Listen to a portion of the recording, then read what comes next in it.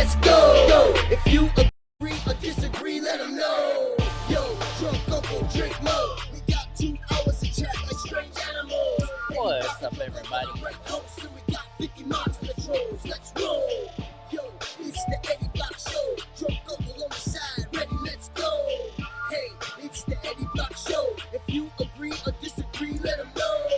Yo, drunk uncle, drink more. We got 2 hours to chat like strange animals. Eddie Block and drunk uncle are great hosts, and we got 50 miles for the trolls. Let's roll.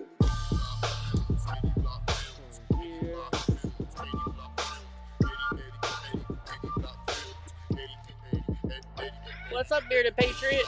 What's up, Ultimate Gamer? Doesn't it suck when you think you're the first one in, and then as you're typing, somebody types before you? Like, yeah, I'm the first one. No, I wasn't.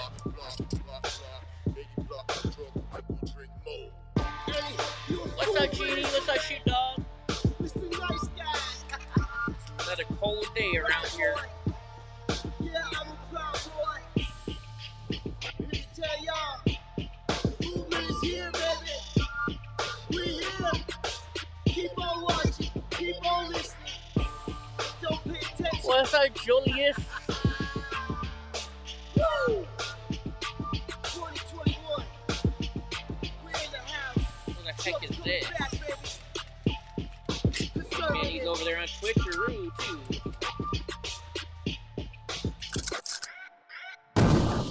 You forgot the one in the chamber. Joel forgot the one in the chamber. How's it going, guys? What's up? What's up? What's up? What's up, Dion? Man, it's a little chilly here. Is it chilly where you guys are? I don't know. I'm guessing it is because it's December unless you're somewhere below the equator, right? Isn't that where the difference is? Where it separates the equator and you go to the other side of the equator? The heck was that? Something on my cell phone, I think. Probably was, yeah. Oh, as I'm saying that my show is live. Yeah, I got my truck unstuck. We used my stepdad has a Jeep with a winch on it.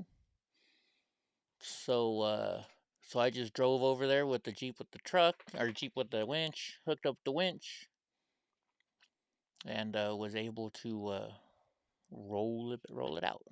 It's 27 in Vermont. Okay, what is it right here right now? Right here.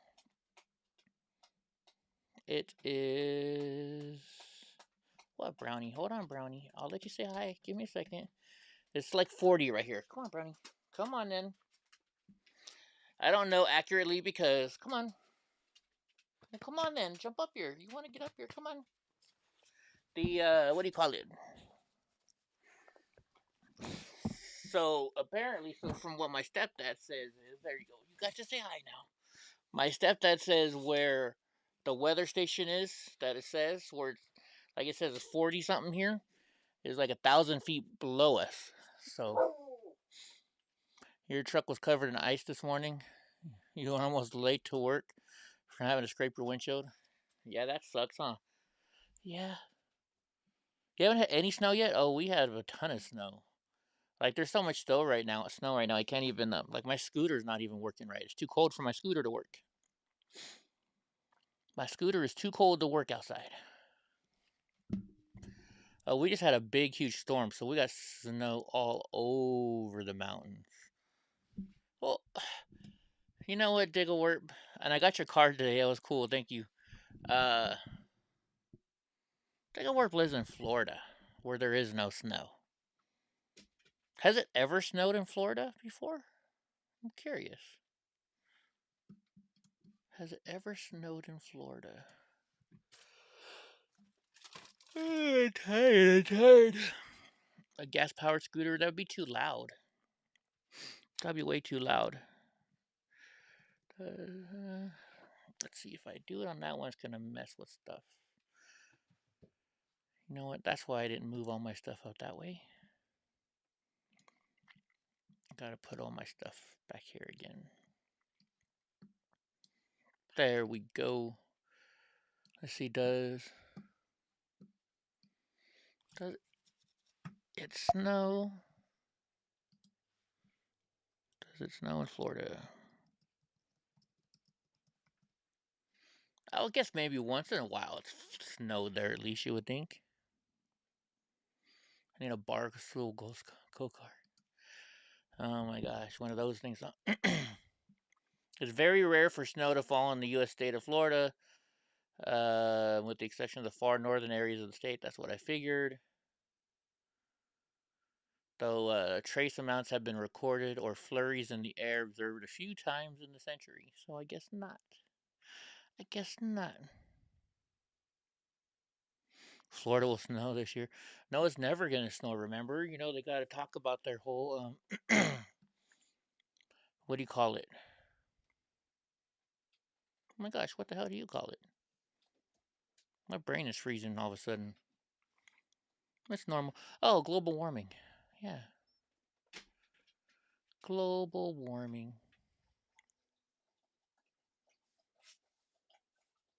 Merry Christmas from the White House. Wait a minute. Are they allowed to say that? Thought they're not allowed to say that.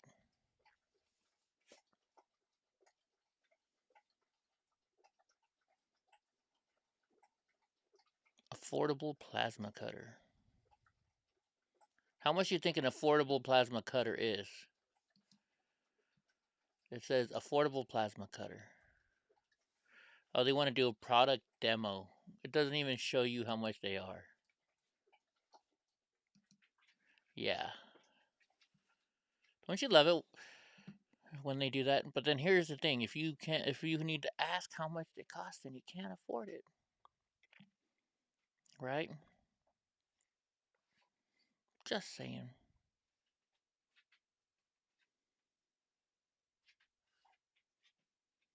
Man, it is cold out here.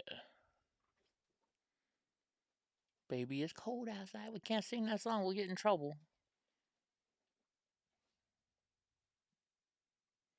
From the climate change to the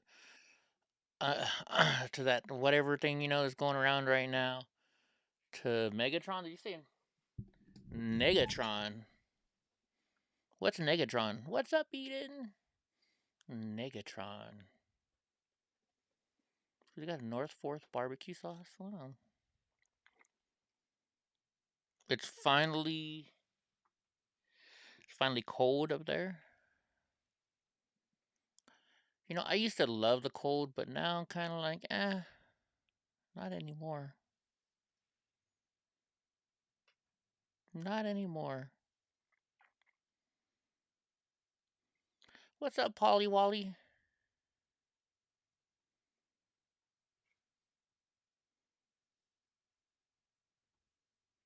Negatron's the opposite of Megatron. Ah, I gotcha. I wasn't that big into the Transformers, to be honest. I wasn't that big into any of that stuff.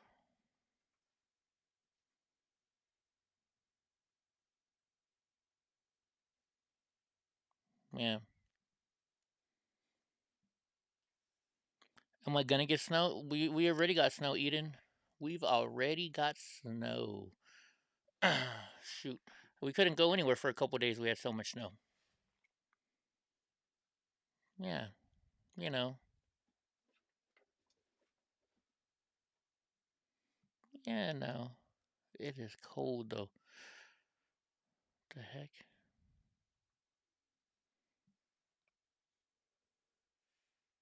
You're snow free in Pennsylvania? What the heck? No way. I would think you guys would have a ton of snow in Pennsylvania. Like a ton of snow. Oh man, I gotta show this. Eden would love this. Eden and Cajun Cat King. It's a cat Christmas tree. Sorry, I'm just like looking at stuff. I'm looking. I shouldn't be doing. I'm like a multitasker. I can't do just one thing at a time. Just the thing I can't do. Oh, let's hope I'm not messing stuff up here. Can you guys see it? See the tree? Yeah, it's all freaking cats.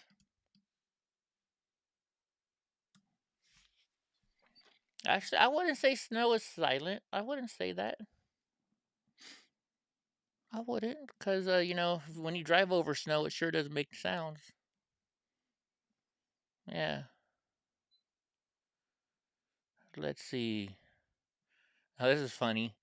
Well. If it isn't the bridge I said I crossed when I came to it, well, I'll cross that bridge when I come to it. Oh my gosh. Yeah. Craziness. Long time ago.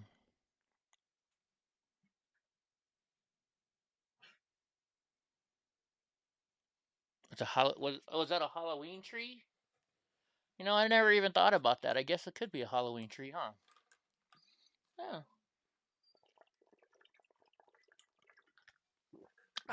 Sorry, water. That's the only good thing about it being cold up here. My water is always cold. I don't know about you guys, but ice cold water is the best. Ice cold water is definitely the best. So I didn't mean to do that. Sorry. I was trying to go to TikTok so I can show you guys, so we can just look at stuff while waiting for Drunk Uncle. You know, let's go here. And it just starts playing something automatically. How does... So I'm not used to TikTok. Let's turn the sound down. How about that? Let's see. Let's type in vaccine. Let's see what we can see under vaccine. Is that how you search for stuff on TikTok, I guess? Ice cold beer is the best. Yeah. Let's see. Okay. How about this mask?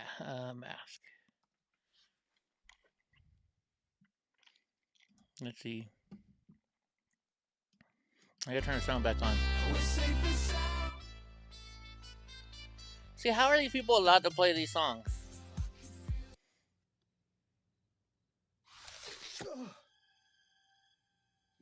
Oh, is she trying to copy the Mask movie? Why are you never saying hello to me again, Snookies? What's up, Matt Rogers?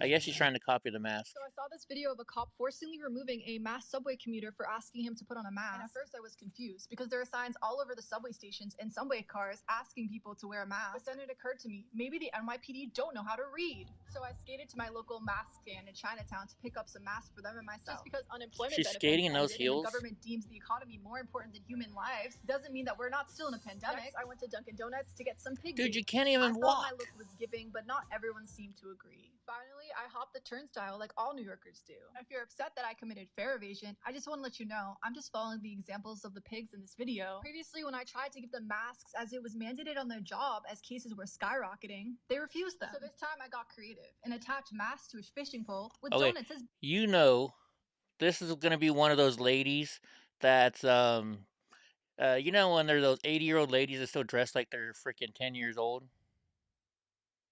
Well, hi, Snookies. Bait. And finally, it was time for me to go fishing to see if I could trick the pigs into wearing masks on the subway and for once, get the law enforcement to follow the law. Well, it didn't go so well. I have a mask for you. Fishing for mask? No, it's the law. It's funny. This lady is the mask police and she's going after the cops. Right? What a dumb... She's never had to went on my way to another station. deal with the police probably because she's never broken a law in her life. I'm not sure what he was looking back at after I passed, but the whole interaction made me feel disgusted. So He's looking like, what the fuck are you wearing? I then reminded this pig that his mask goes over his snout. After only 19 months in a pandemic, it must be hard for their small brains to remember that a mask actually goes over your nose. A couple of the NYPD were able to get the hint, and I got a few of them, surprisingly, to put on a mask. However, this one was so offended about the idea of following the law that he called up for backup and even pushed the mask back at me. I must have gotten the wrong flavor of donut or something. Because isn't that kind of disgusting? I saw this video of a cop forcibly removing a masked subway commuter for asking him to put on a mask. And at first I was confused. You know who this person is, Brian? Subway stations and subway cars asking people to wear a mask. But then it occurred to me, maybe the NYPD don't know how to read. So I skated to my local... You don't know how to talk because it's like, maybe the NYPD doesn't know how to read, not don't. mask stand in Chinatown to pick up some masks for them and myself. Oh wait, I'll start all over again. Okay. Oh, are got a strong set of... Oh! That's 2 in a row. God. Why does he have to wear a mask anyways? Hey, my mask broke again. He's doing it on purpose because he doesn't want to wear the mask. Got it. For the last couple of days, I've been working on this silicone face mask. It's still quite shiny from the silicone paint, so today we're gonna mat it down. That's kind of interesting. A and B of silicone. But I don't watch This it. is why these masks kill your ears. This is why masks hurt your ears.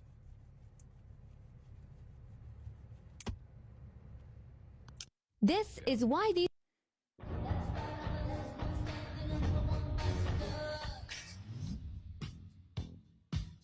Fucking Democrats. Okay. All right. I know I'm not the only one to see somebody in a mask and says Democrat. Oh my gosh, what the heck? This is disgusting.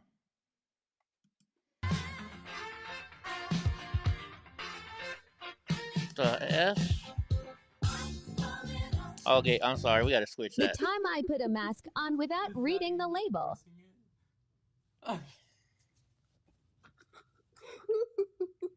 Oh, she put one of those face. This is a peeling mask. Take it off me.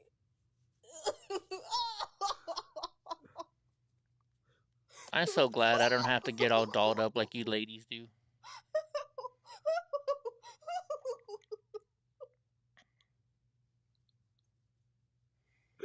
Well, this chick cannot stop laughing, and this dude is just like, I just want to touch her boobs. He's just doing that so he can touch her boobs.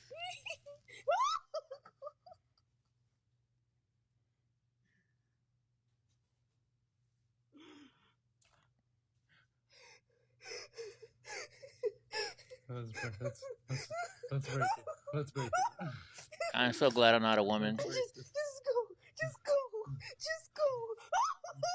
What, does that stuff hurt or something coming off? Is that why she's making that The time noise? I put a mask on without... We'll begin the curl-ups now. Ready? The heck?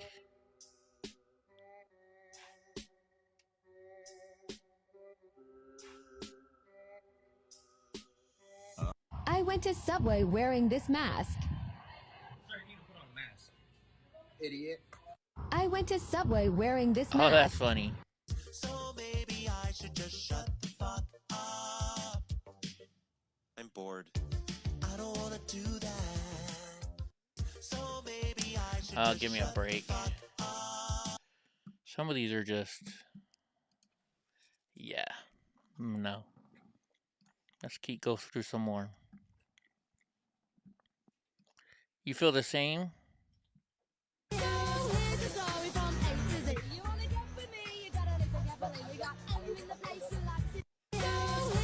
I don't get it.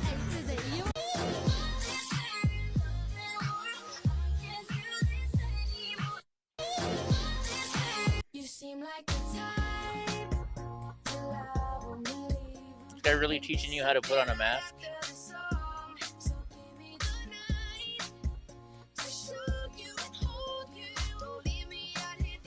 Oh, wow. Mastering fake smile behind mask.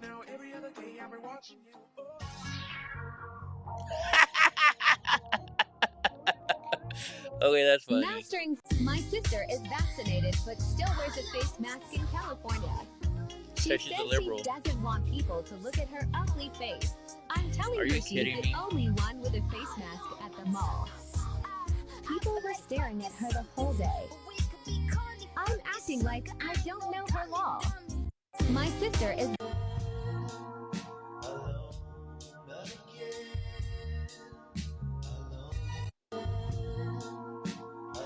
That's weird. Oh, I would wear that mask. There we go.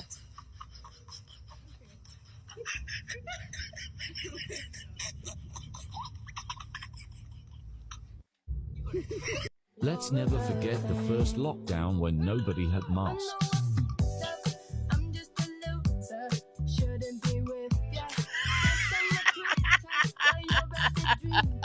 Let's never forget. Oh my gosh, some of these are funny. What's up, Broken Prophet? I'm waiting for drunk, so we're just looking at liberal TikTok mask videos.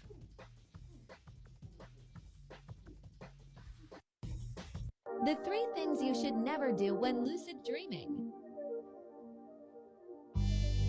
1. Never pee while dreaming. It's a trap. 2. Don't go straight to lucid dreaming sex, you will wake up. 3. Don't take off your lucid mask while lucid helps you stay dreaming. The 3 things. What is a lucid dream?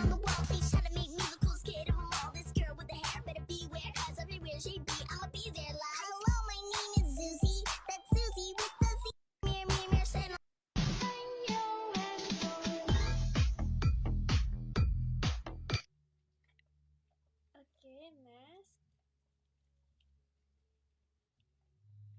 Nice. Oh, my God.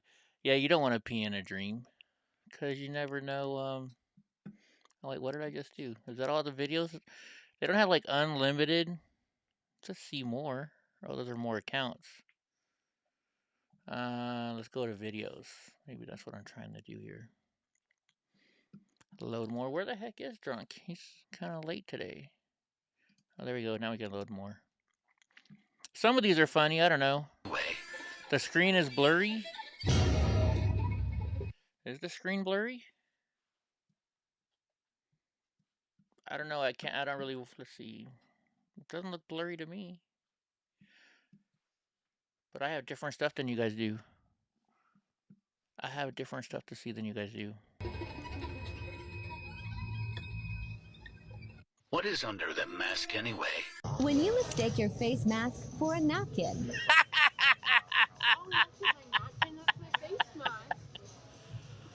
You don't need to wear a face mask anyways. When you mistake your face. So quite a few people sent me this today. People who are neurodiverse were encouraged to listen to this audio. What are neurodiverse? But I wanted to use it as a teaching moment. On the right, I'm reacting to the video in the way that I've been taught to mask. Behaving in a way that makes the people around me comfortable. Behaving in a way that won't get me in trouble. The video on the left is what I really want to do when I listen to this. And that's What's that, Drunk? on masking. So quite a few people sent me this today. All right, let's see. I guess I should put my video because he always wants to see me.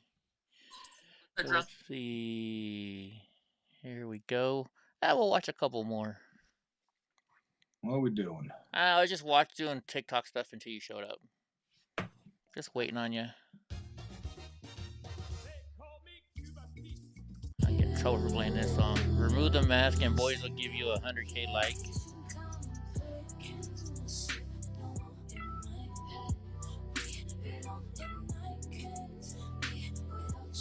Is that like the new thing? People don't want to show their face anymore because they think they're ugly, so they won't wear a mask? What the hell is that? That's why the people continue to keep wearing masks. I am so glad I'm not a woman and don't have to go through all this shit. Just getting ready to go out. This is what happens to teachers in Texas who wear masks at recess duty. What, Brownie? Bartender, I really did it this time. This is what happens. The iPhone 13 is cool and all, but have you seen the Apple mask? Oh yeah, they were gonna give. They wanted to give me a mask to go in the Apple store. I never looked at it though. I guess I should take one next time. The iPhone. COVID is fake. Take off your mask. They don't know I know this hack. Can you tell who I am? No. You know what's not fake? Crime. Give me your wallet. If your face mask doesn't fit right, you've been wearing it wrong. This is what you should do. Cut in between your eyes and adjust. Like it, but you better learn how, 'cause it's your... How many masks do you girls have to put on? Oh, hi. Come on in. What do you need? Oh, you need a mask? Oh, yeah, of course. I have a lot of extras. Why don't you hide your microphone? Okay, so I have like all these different colors. Which one do you want? I've got blue, I don't rainbow, get the whole point orange. of this video. Want the orange? Okay, here you go. Have a good day. I don't understand that at all. Anyways, Drunk is here. How was your day, dude? Boring. Boring. Nothing good happened at work today? No, just people irritate me. Oh, as always. That's normal. That's normal. Play those vids on Yadisk. What is Yadisk? I don't even know what that is. What's up, Indico Nicole? Women don't do it for us; they do it for other women, or they're addicted to the ritual. You think they're addicted to the ritual? I don't know. I'm just glad I am not a woman. You know, see, I can get up 5 minutes before the show, put on a hat, and I'm ready to go. It's the best thing about being a guy. Sure. We can wear hats. Let's get them likes up. We got 29 mops in here and only 16 ups. Let's get the thumbs ups going. Excuse me. What's up, Eden? Let's see. Paulie, Janet. Hello, hello, hello. Hello, hello. Why did you get small again? That's what she said. Don't I excite you? I was in the pool. I was in the pool. Seinfeld. Dude, I don't know what's up with my mouse. It's like skipping over the right spot. Oh, well. Play video from Vegas, drunk shaking his ass. I don't know where that is right now. I don't just have like a million videos I can just go to, and we were on camera for like, I don't know, quite a few hours. So we have to it's not that easy to do that. All right. So no, Yeah, which time? I think there was a few times. Yeah, I think so too, right? I think so too. I don't even know. I think so too. What so what customers were pissing you off today? What were they doing? Oh, it's not the customer's fault. It's just me being, it's a Monday and you know, I've been jaded for a while, but just little stuff like just asking a lot of questions, which they're supposed to do. So I can't even say it was customers pissing me off. It was just me being grumpy. Gosh darn it, drunk. What, you get pissed off that your customers want to come in the store and ask you a question about something they're gonna spend a lot of money on. What a dick. Yeah. All right, come on. You want to say hi to drunk uncle? Come on then. There, say hi to brownies. There, say hi, drunk uncle. Browners. There you go. You See, little... Browners don't ask questions. Oh, she'll howl at you. She'll be like, dude, where's my fucking treat? Come on, brownie. No, not the face. Little brat. She always wants to lick, dude. If she's not licking your face, and she wants to lick your hand. She has to lick you for some reason. Like the taste of salt. Your neighbor has $1,000 reward for a lost cat, so you spent all day looking for it? Wow. What are you trying to say? I'm salty? All skin's salty. Indico Nicole just called you a dick. Yeah? Hobo Hubert. Hey, I've never seen that name before. Be nice now, not like grumpy old man. But we are a grumpy old man. Look at that gray on his beard. And he's younger than I am, and he's got all kinds of gray in his beard. Jeez Louise. He's a lot younger than I am. Look, I got hardly any gray. Yeah, my dad was full gray by the time he was 35. So I'm not, well, I don't know. I have to go back and see how long. I think I'm right on track with my dad, but my gray hair started coming out in my junior and senior year of college is when it first started coming out. I was being worked too hard. No, thank you. I'm glad I didn't turn gray that early. Or start losing my brother was losing his hair that early, though. Holy jeez Louise, man. I was full time at the university and then working for one guy, but distributed amongst 3 different companies. So my junior year was pretty stressful. Like literally no time to myself. None. Absolutely no time to myself. Well, they catch you out of getting in trouble.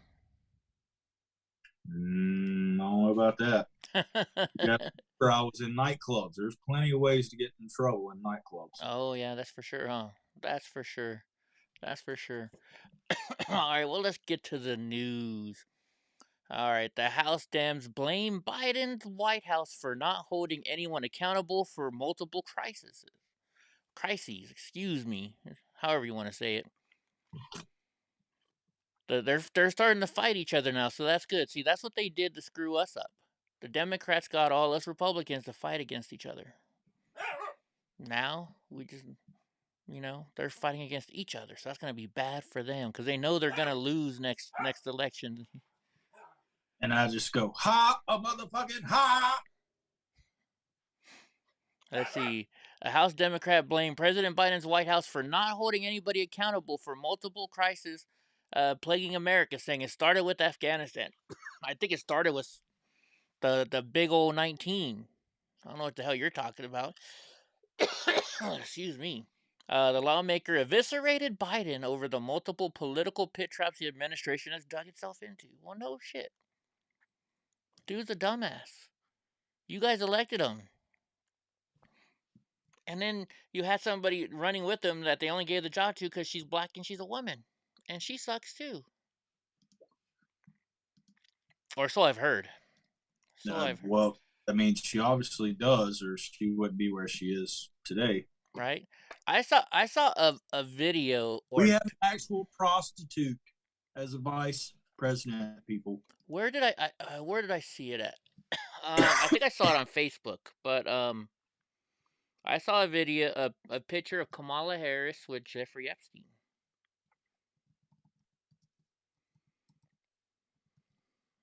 Thank you, Indigo. She's just trying to kiss your butt now. Let's see if they have it. I know I saw it somewhere over the weekend. It was Kamala Harris and Jeffrey Epstein.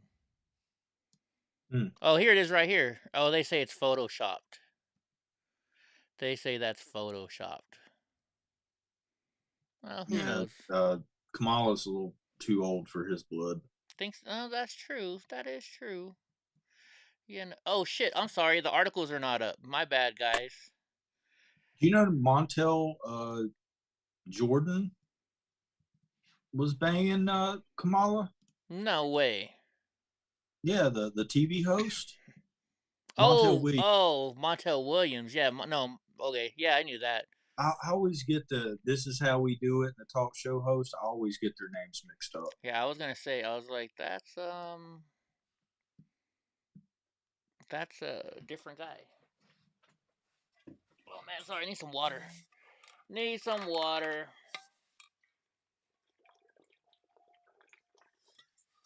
And yes, I still have my water bottle.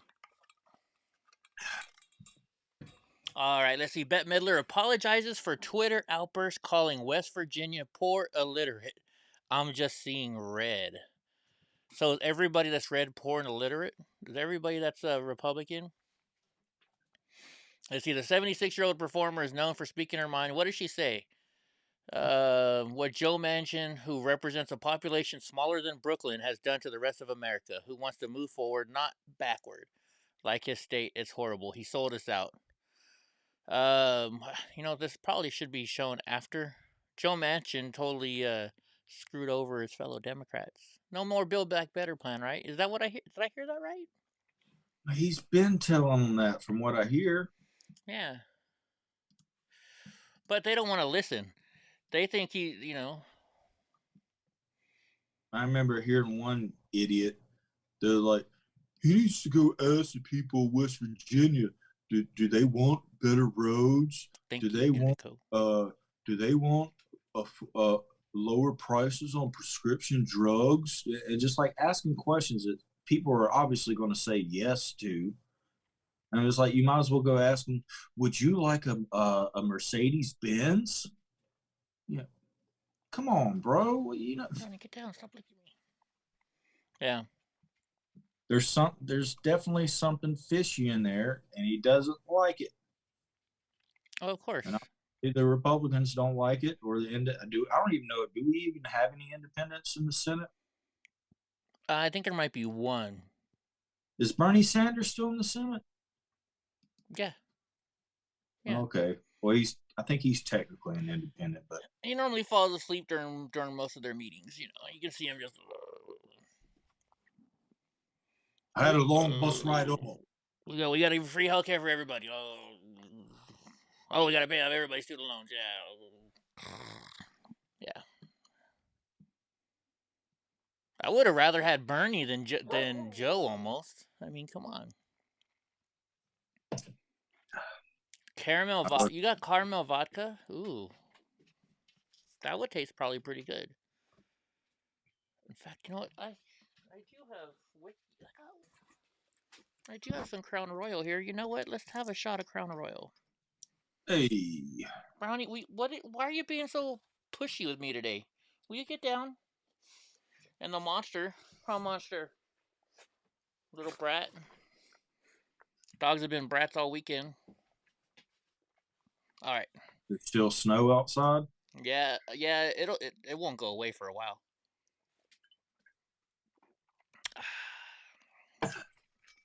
Is that why Brownie's all antsy in the pantsy? Is she a tenderfoot? She don't want to go outside when it's dirty? No, she's fine going outside. In fact, like the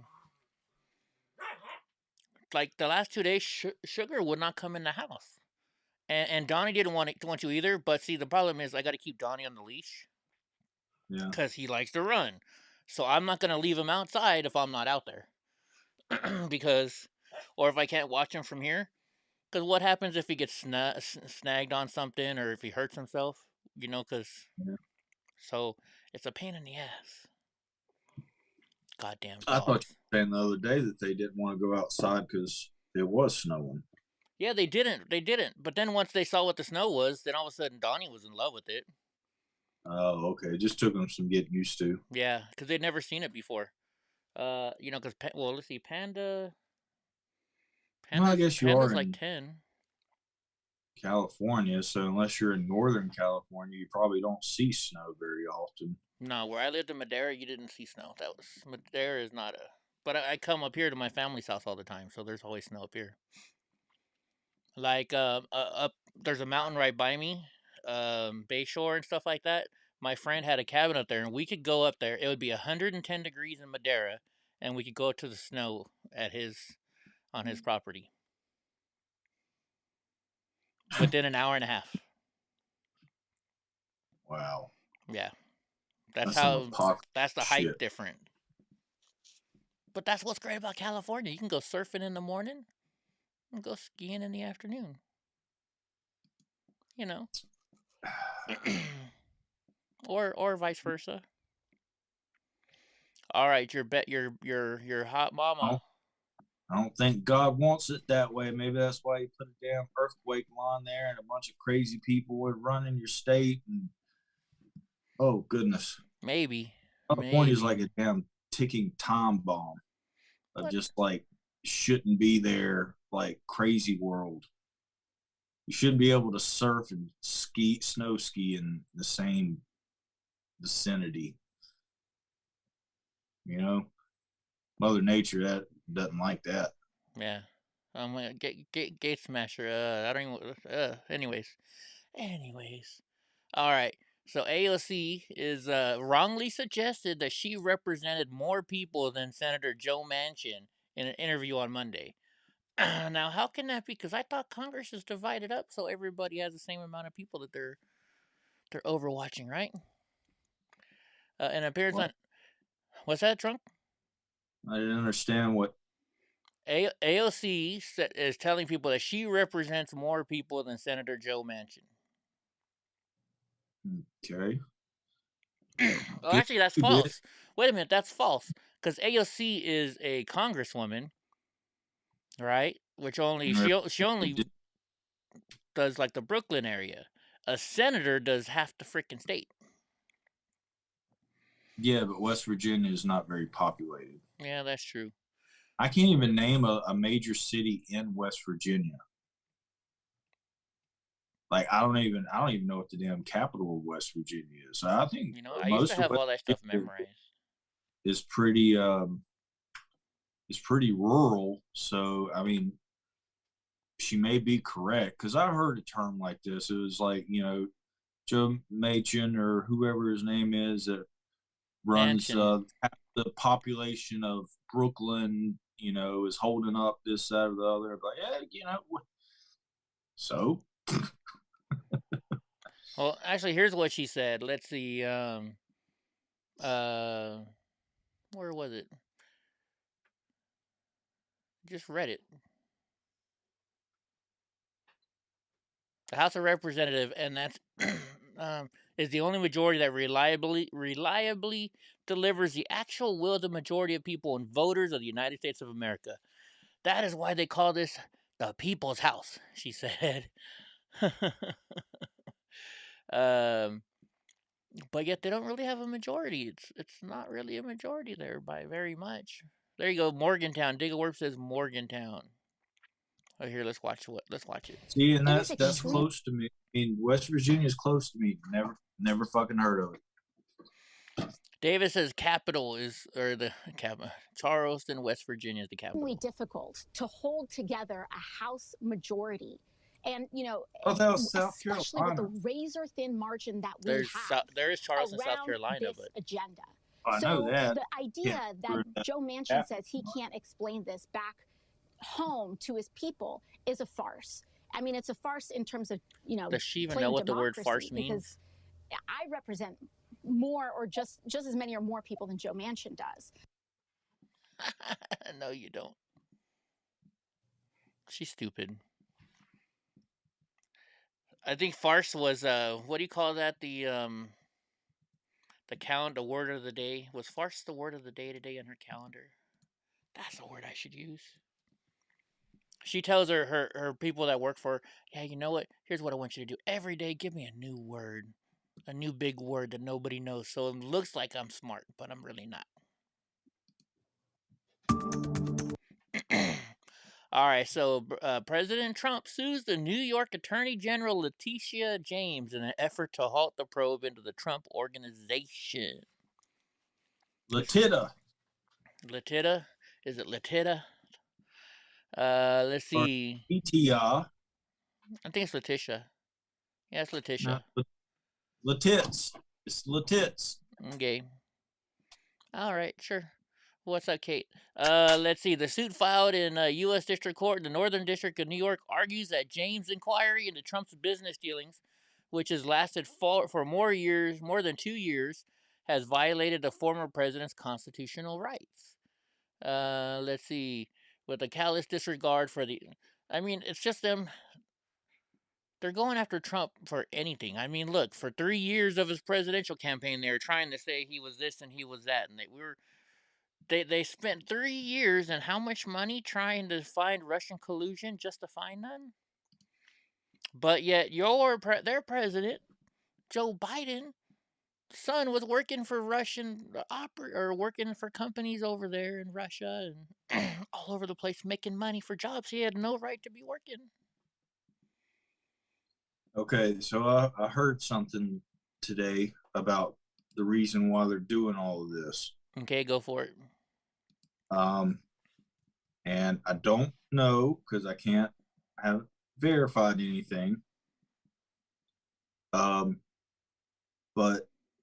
I guess for some reason, if this is a state case, it's not a federal case. The feds don't want anything to do with this case, which doesn't look good.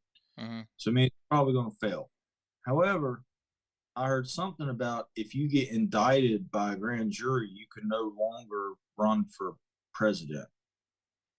And I think that's the petty goal. Oh, is that what their petty goal is? Yeah. If this is true, that if you get indicted by a grand jury, you can no longer run for president. A grand jury will indict almost anybody. Yeah. it's just probable cause. They hear case after case after case, like day after day after day, week after week. You know, the grand juries only turn down like maybe like 5% of cases. Yeah, but I mean that's what they started doing with at the beginning with this Russian collusion hoax. Was just trying to get into where he couldn't be president. You know, that's all it is. And yes, I'm excited about getting my new truck, but it doesn't mean I'm getting it right away. From my understanding, a new truck you gotta wait in line, and then like, I'm not gonna lie, I've had some law. I've had to pay for some lawyers for some stuff lately, and they've pretty much taken quite a bit of my money because of all these stupid things that I have to go to. Thank you to the January 6th commission. So I don't know. I might try and save my money to build it back up some more before I buy a new truck. To be honest with you, Alex Jones. Yeah, in fact, his lawyer I guess our lawyer called me today because I was supposed to do a deposition. I didn't say anything because I didn't want to spoil it because I figured you might have it in your queue. No. Oh, about Alex Jones? No, I haven't. I don't have anything on him today. You'll have to remind me to put it in there. But no, if you guys don't know, I have the same lawyer as Alex Jones, and I was supposed to go to a stupid deposition today, but it got tomorrow, but it got canceled and moved to January. And that's another reason why I'm not buying a new truck yet, because shoot, you know. Yeah, I hear sometimes it can take forever to get your vehicle, especially a diesel truck. It's not easy to buy a diesel truck right now. Everybody wants diesel trucks, so that's funny. There's a Chevy commercial right here as he says that. All right, NASCAR driver Brandon Brown. Remember that guy? He's the one that they were like, "Let's go," or they were like, "Let's go, Biden." You know. He's finally talking. Yeah, he finally said something apparently. So Brandon Brown wasn't so sure the old saying "all publicity is good publicity" was true when his name became associated with anti-President Biden chant this year. After winning his first Xfinity Series race at Talladega in October, fans could be heard chanting "Fuck Joe Biden" in the background during a televised interview. But NBC Sports told Kelly Stravers, or whatever her name is, that the host said, "Oh, they're saying let's go, Brandon." You know. Oh, it'll take me if I gotta pay cash for that truck, Julius, it'll take me 5 years to pay for it. Let's see. He now published an op-ed in Newsweek explaining how it affected him. All the advice I got from her, he added that politics never really interested him. You know, it made him one of the most famous NASCAR drivers. He's gonna be like the next. He's gonna be the next freaking Dale Earnhardt Jr. All because of the "Let's Go Brandon," right? I mean, I bet if I don't think politics are allowed in NASCAR yeah, they are. What are you talking about? Trump had his own fucking Trump 2020 had a NASCAR car. Really? Yeah. Oh, okay. Because the only reason I said that is because I have people that race. They're just not in NASCAR that come in the shop, and they said that I think it may have just been Eric Trump came to one of their races, and she didn't realize who he was, but one person had put like a Trump sticker on their car, and the people came to him, organizers, whoever, and said, "Hey, you can't have that on there." And then Eric showed up with the Secret Service, and everybody put them on their cars, and they said, "You can't fire us all." That's the only reason I said I didn't think you could have anything political on your car. But I guess I was wrong. He did the Trump 2020 the car. Yeah, I'm surprised the Republican Party hadn't came to him and wanted to redo his whole car and give him a bunch of money just to drive the "Let's Go Brandon" car. Oh, that would be interesting, huh? That would be something good. Oh, they have already. Right? They probably did. He probably said no. All right. So the feds released a video of the raid on Epstein's $16 million Palm Beach mansion. I want to see the video. Are they going to play? Well, he is a redhead, isn't he? Who? Isn't that Brandon guy a redhead? I'm not sure. Oh, I thought they showed a picture. I was just going to make a stupid redhead joke. Yeah, nope. Let's see. These are just pictures. I guess they're not going to show the actual video. Maybe we can find the video. They say it's an hour-long video of when the feds went into his house. Dang, we do not have very much news tonight at all. Did you watch Crowder today? Yeah. Oh, yeah. Let's see. Political cartoon of the day. Burst in their bubble.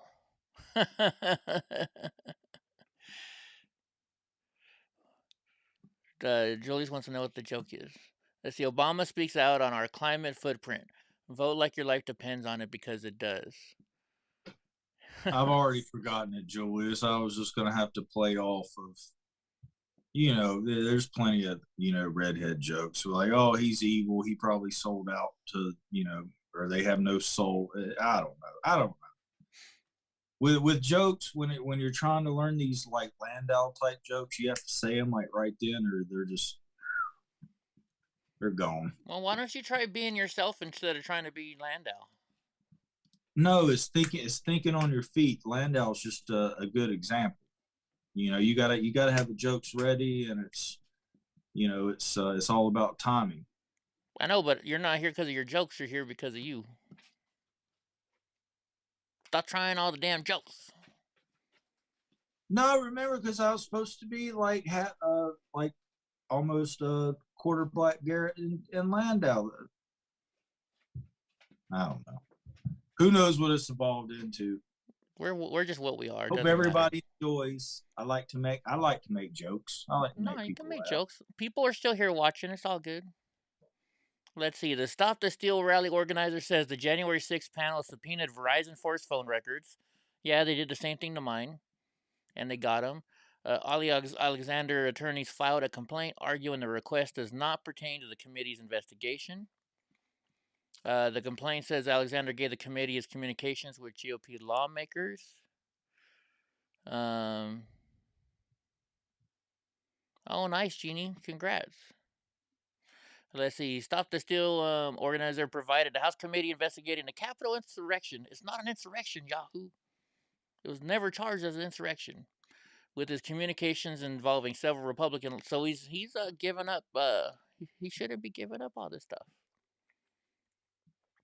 Let's see. His attorneys argued that the committee's only probing Alexander because of his political beliefs. I think that's why they're fucking with me. During the testimony, Alexander told his panel he held an organizing. Who's Alex? Ali Alexander, the guy that started, the guy who was in charge of running Stop the Steal. Oh, okay. You see, I thought they were calling Alex Jones by his like birth name or something. I was like, how dare these motherfuckers? Call him Alex. No. Let's Sorry, see. a little bit. So retired U.S. Army generals are warning of an insurrection or a civil war in 2024 if rogue military units pledge loyalty to a Trumpian loser. You gotta love Yahoo News. Oh my gosh. Some of the titles, wow. Okay, I wonder if you can see me up here. This was the area I was at, right? Wait, was it right there? I was either right here or right. I think I was only right here. I was like right here, I think. I'm not sure. Yeah, I was right here. I was right in this area. Let's see. 3 retired Army generals penned an op-ed in the Washington Post about the risk of another insurrection in 2021. There was never one in 2020, folks. It was not, or in 2021, it was not an insurrection. Oh my gosh, what's up, Donnie? They highlight that 1 in 10 of those charged in relation to the Capitol riot had a service record. Okay. Let's see. They warned that if rogue units pledged loyalty to the loser of the 2024 election, it could cause a civil war. Hey, what's up, Bree? Long time no see, chica. How you and your hubby doing? Here's what I don't think. How can you write an op-ed? Anybody in college had to write write something and you had to do it in a group? That was the worst part. I ended up doing most of the writing. I hated that shit. I hated group projects. Drunk, you're a liberal. You probably liked them, huh? I always ended up with the laziest fucking people in my group projects. Did I say erection again? I was generally one of the more active ones in it. Were you? Yeah, if we had a group of like 5, there'd be like, 3 active ones and one person that either didn't want to go along with anything that we were doing or didn't want to do anything at all. Now, I always got the people that didn't want to do anything, and then they'd like do it at the very last minute, and it was so shitty. But like, teachers can tell. Teachers can tell. Oh, we got to grade our own. We got to grade our group mates though. Oh, I did too, and I ratted those motherfuckers out. I was like, well, they never fucking showed up for our meetings. They never fucking helped. They didn't start doing anything till the last fucking minute. Oh, hell yeah. If my grade... Yeah, this older Spanish guy that was in my group class for that ethics class I was in, where we done the thing with KFC. And he wanted to do like something like totally different, and he never got on board with it, and hardly ever met. He was older, so we're college kids. We don't have the so he couldn't make it to every meeting. He barely came to the meetings, but he came to me. He was like, you guys made a B on that, and I made a C. How was that? And I was like, because you didn't do your fucking work, asshole. I was like, you kind of wanted to do your own thing, bro. Right? Let's see, what did Ryan say that you're trying to, you can get an erection for freedom? Yeah, but dig a warp, you can give your husband an erection for freedom. Dude, speaking of college, so I was in class. I was in a Spanish class, and it was me and this guy, Adam. We were the only 2 white guys in class, and we sat right in front of each other. And the teacher would always fuck with us, and she'd be like, she's like, oh yeah, I love my white boys in my class. And after a while, she's like, how come my fucking white boys can speak better Spanish than all of you fucking Mexican people in this class? But think about it. That's like, Americans. How bad are some of us at spelling and English, saying, like, how many people do you say, I don't got this, I don't got that, right? English is your first language, idiots, but they still mess it up. What's up, Nagasaki? Oh yeah, I had I think I've told this story plenty of times. This is a quick one, but there was a guy that was in my class. He took a lot of the same classes. He played golf. He was on the professional or our college golf team, but he was from Sweden. Mm-hmm. You could not tell he was from Sweden. He'd only been there 5 years. No accent, no anything. And every time, we didn't really have grammar check back then. We just had spell check. And we would literally give our group papers, to a Swedish guy. So he could grade it for you? Over and do correct our English. Well, I don't doubt it. He was good at it too, and supposedly he was a damn good golfer. They said he was destined for the pros. I don't know if he became pro or not. Well, I don't know. Well, how would I know? What the fuck am I talking about? I don't even know who you're talking about. Just some guy at college. Yeah, but he was destined for the PGA. I don't know how many people were on the PGA, but if there's a blonde Swedish guy that's maybe, I think the way it works is you go and 30s, I know that guy. I think the way it works is you have to go and it's like a qualifying. If you have to qualify to be part of that tournament, so you can go to every different tournament and try to qualify. Yeah. All I know is the rumor is like he was damn good that they brought him here specifically for that. Right on. All right, so despite video evidence, an ex-La Mesa cop charged with lying in a police report about the arrest of a black man that went viral was acquitted by the jury. That's interesting. Let's see. In the read in part, the NAACP San Diego branch is disappointed with the not guilty verdict. I want to see the video. What are they trying to say this guy did? After a video of a violent arrest of a young black male by a La Mesa police officer became public, protest, blah, blah, blah. Organization also maintains that the lack of diversity of the jury played a major part. This is getting old, man. This is, I'm really getting sick and tired of this. I mean, if you guys watch TV lately, Restream. Oh, what did Restream say? Cheer. Oh, I'm going to have another one? Okay, I have another one.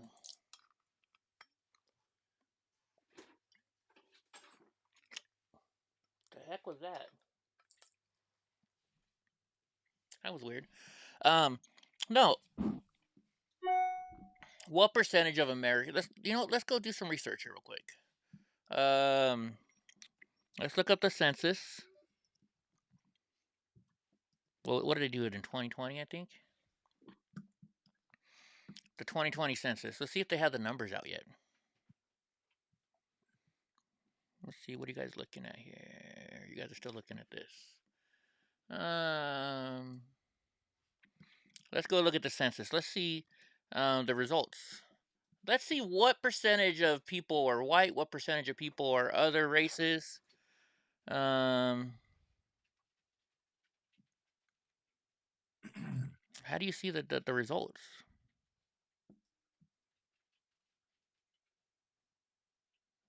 Where the hell is it? Browse by topic. Age and sex? No. Explore the data. Let's explore the data.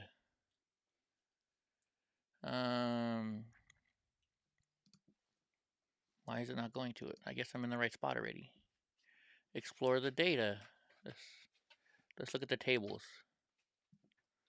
There we go. Let's see what we want to be interested in. Education, employment.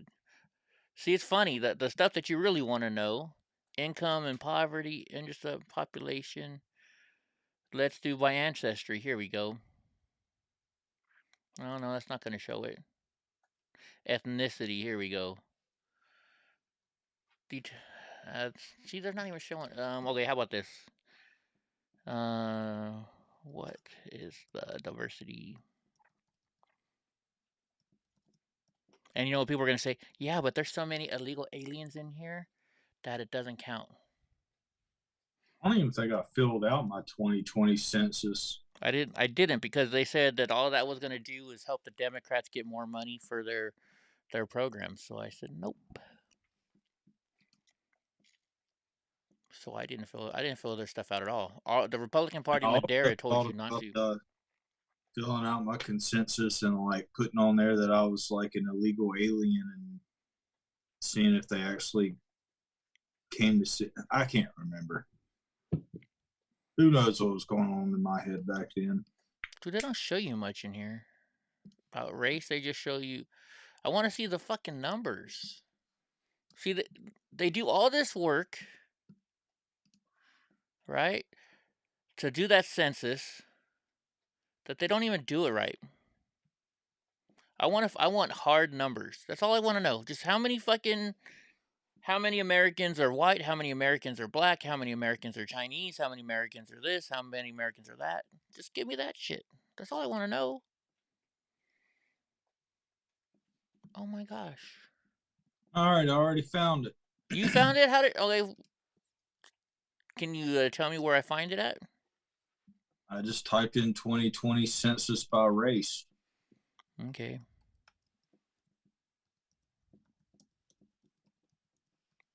Are you using DuckDuckGo or are you using? I think Google's because it's on my main search bar. What does it look like? Who's it from? Census.gov. Okay. Well, I'm not seeing it here though. There's a million census.govs. It was the very first. It said U.S. Census Bureau Quick Facts. Drunk Uncle. That's why I was asking which browser you used, because it's not gonna just show up the same. Yeah, it was Google. Okay, hold on. Because I don't use Google anymore. Yeah, I need to change over my browser on this one too, to be honest with you. Google.com. Why I type in google.com and it goes to my Google AdSense. Google.com.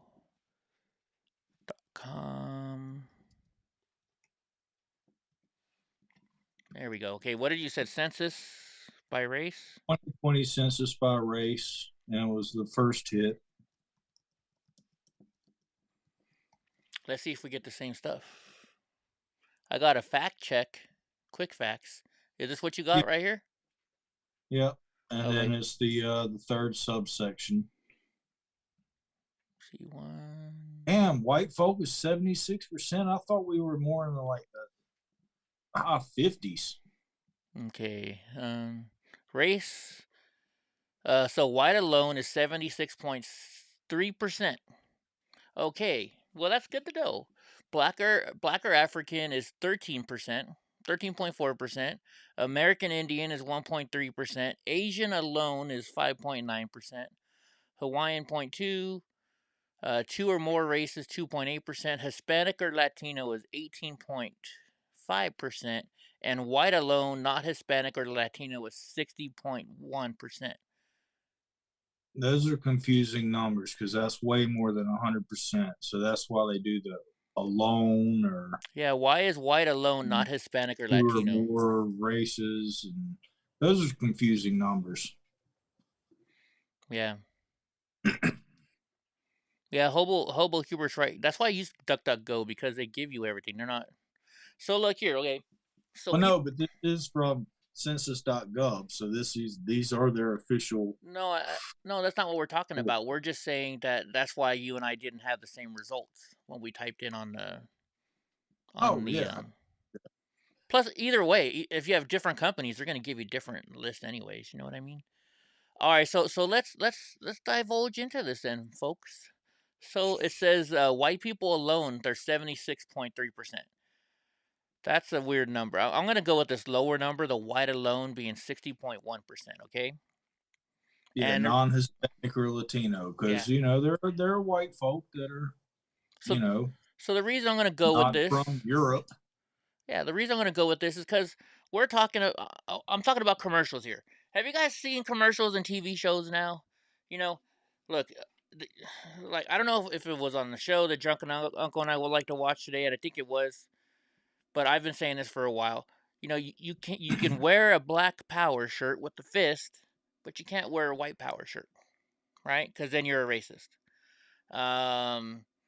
You can have black pride month, but you can't have a white pride month because then you're a racist, right?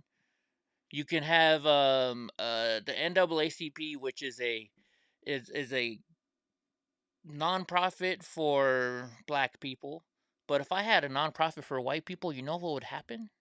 Do you know how much trouble we would get in? Too. Huh?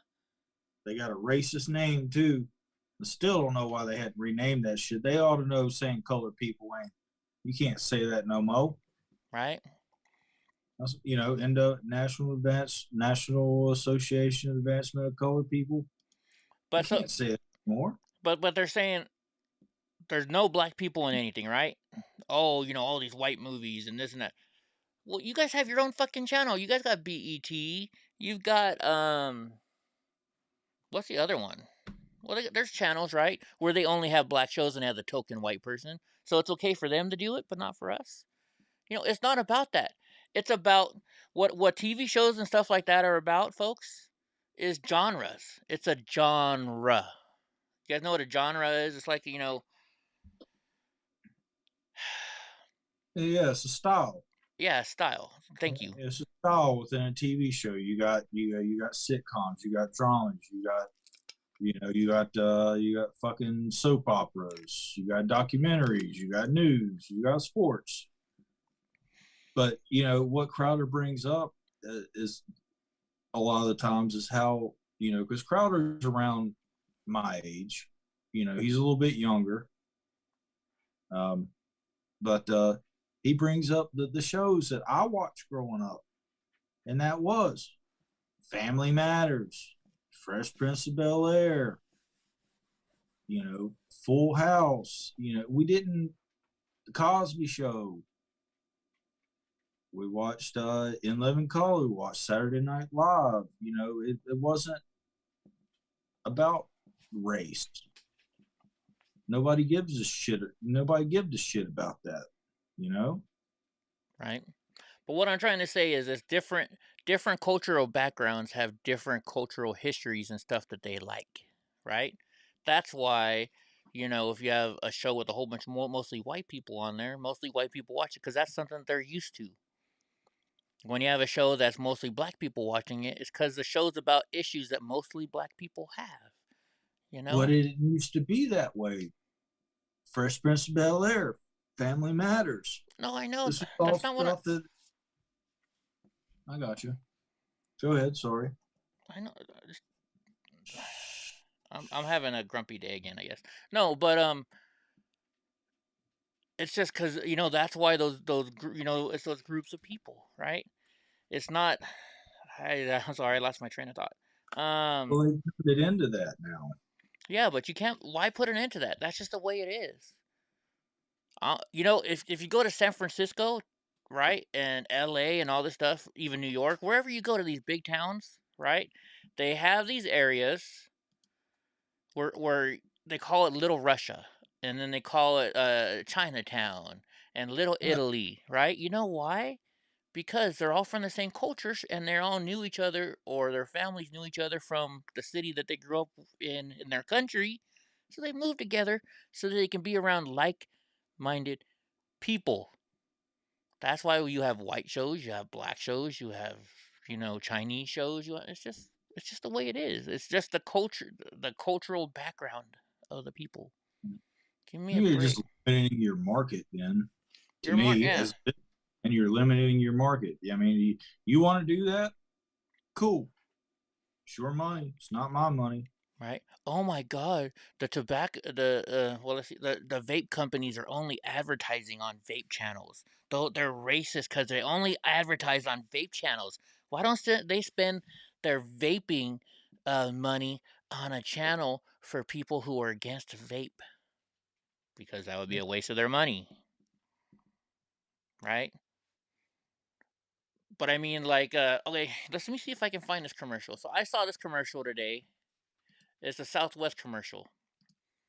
They're trying to hire people. Have you guys seen this new Southwest commercial? There's not one white person on there. I mean, there's one that you probably could call white, but I think they're Hispanic. So, let's see if we can find it. Because they're like hiring new people. And are they a female or older? No, they had guys. They had guys. No. The light skinned person. The white one. Oh, they were a girl. Yeah, okay. Yeah. But they're trying to hire they're trying to hire that one. I don't know. I guess because they're trying to hire stewardesses, you know. I guess you can't see the new Southwest commercial. Flight attendant, Eddie. But they're all white people, or they're all black, except for the one Mexican person. And they had one lady who was black, but like was the whitest black person you ever meet. Let's see, maybe could this ad be it? No. I don't know. I see the ad comes on like 20 times a day when you're on Peacock. Well, let's go to Southwest.com. Maybe they'll show do they show their own commercials, you think? I don't know. Let's see if Southwest shows their own commercials. Dude, I remember when people were like, "Oh, you're flying on Southwest," and now apparently my dentist told me that Southwest now is like the good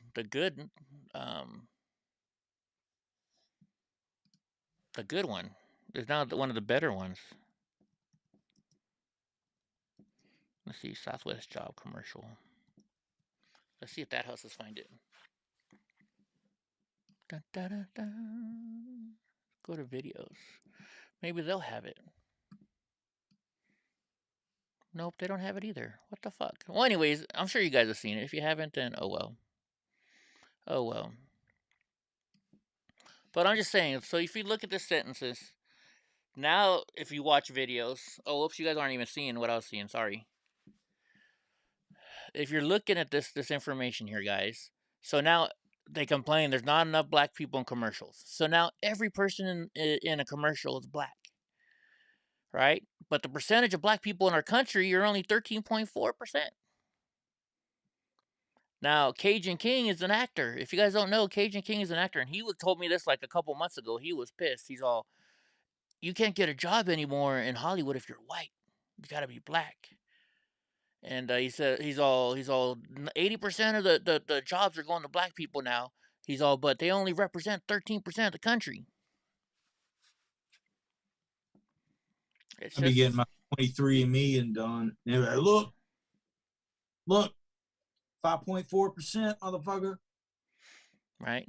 Yeah, but that you don't look white. You're like quarter black Jerry. You wouldn't look black enough. So they only hire you if you look black. I'll get a tan, bitch. Hey, wait a minute. I wonder if I could apply for a job and put under that I'm half black. They wouldn't know. They can't request my medical records because that's against the law. I could just lie and say I'm half black. I mean, how many you don't know? Oh, that'd be a great little. Oh my gosh, I just thought of something good. I'm gonna have to make this. But remember in the old days, you would lie, on your resume. So what are your skills? Well, I'm a housing management person. You're the mom of the family. You're a janitorial engineer, right? Hold on. Let's see. Top lies on resumes. You know how people over exaggerate shit.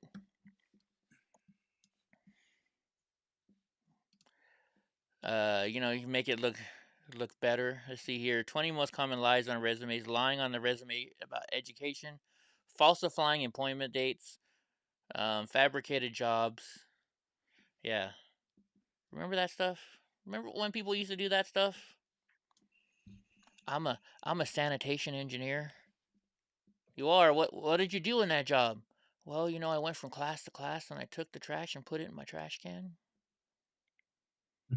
Right? Now the new thing is gonna be like, well, I'm black. I gotta make a skit on that. Remember the old days? I'll have to dress up, pretend like I'm the boss or something. I'll have to figure something out.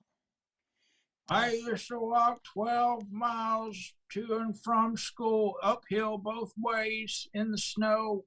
In July, it was 110 degrees. Hey, don't call me Eddie Warren. You guys suck. But yeah, Elizabeth Warren, fuck her. Alright, where were we? Oh, yeah, we were just ranting about that. I mean, yeah, guys. What we gotta find pretty soon though, white people are gonna be in the minority. I mean, we already are now, right? We already now. We already aren't. You gotta be. I really don't give a shit about that because the more intermingled we become, the longer and healthier we'll be. I could give a shit about that. I'm already 45 years old. I'm gonna fucking die eventually. It's not like they get the new medical science is gonna come out to where I live forever. So fuck it. And honestly, I don't think I want to live forever. I don't want to be alive.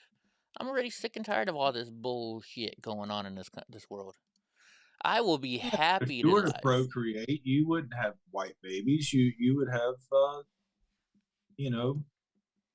half white, half Spanish. Why do you don't know that anymore? You don't know that anymore? I said if you did. Oh, if I had, yeah, because I was married to a Mexican lady. Well, and that seems to be your thing, that you like the Spanish girl. So I just would figure that, Yeah, I'm switching. I switch up you switch around. But for the most part, yeah, it's Hispanic ladies. But now it's been, I don't know, I've been switching around lately. I'm weird like that. I hate putting humans in, the same category as dogs, but, you go get you a mutt, you barely have to take it to the vet. It lives forever. You get you a purebred, they got to go to the vet all the time. They don't live that long. Donnie doesn't have to go to the vet all the time. Oh yeah, that's true. A lot of black people Dude, black people say the same thing, right? You know, why are you dating a white boy? Oh no, it's mostly black women that say that because they losing all their men to the white girls. Ah, I don't know about all that. You got a purebred? Freedom does the whole thing on. Now, what do you mean by a purebred? Are you talking about a person who hasn't been vaccinated? Because I'm a purebred because I haven't been vaccinated. No, that's pure blood. Oh, pure blood. Oh, purebred just means you're white, you're black, you're Asian, you're Hispanic. You know, let's say you get your 23andMe back and you're 90 something percent from one place. FFS. What is FFS, Josh? I don't For get fuck's sake, I think. Oh, maybe they meant to say drink much. Maybe they meant to say drink much. I don't know. Anyways, let's move on to the next. Let's move on. I'm just saying, the more you intermingle with, I mean, look at the British royal family. You know, they've basically been limited to breeding within only certain families for a long time. Those people look fucked up. You're with a half Mexican Irish girl. Nice. Your spouse is Mohawk, but both purebred also. Oh, nice. Half Irish, half Mexican. Damn, don't get yourself cut, bro. Ah, those are fun girls. All right, let's see. Where are we? We're in Chrome mode. Leaked documents show the top DC police blocked the firing of 21 current police officers accused of criminal misconduct. Really, I wonder if one of them was that Fatone guy. That douchebag. Let's see, a panel of high-ranking DC police officers overruled firing sought by the department. 24 cases where firing was recommended. 21 officers were suspended or acquitted. You know, I wonder if any of those were the guys that fucked with me at the Capitol when I was up there. Interesting. So you said there was something on Alex Jones, huh? I didn't see anything on him. Yeah, what's he doing? Well, I have 2 more done, and 2 more left, and then we'll go look at it. I think he's suing or something. Can't remember what he's doing. Something that's going to cost his lawyer a lot of money. That's my thought. Really? Okay. Pelosi says solemn observance planned on January 6th. What are you going to observe, bitch? She announced that her office is planning a series of events to commemorate the 1-year anniversary of the January 6th attack on the U.S. Capitol building, including a prayer vigil and a discussion amongst historians. Well, I guess I'm a historian now, right? I filmed all of it. Maybe I should get some fucking something. Don't you hate? I hate these fucking people that come in and put these stupid comments in there and go to our website. I can't believe. I guess every once in a while somebody might fall for it. I guess. I don't know. You're getting blocked. And there you go. You're getting blocked.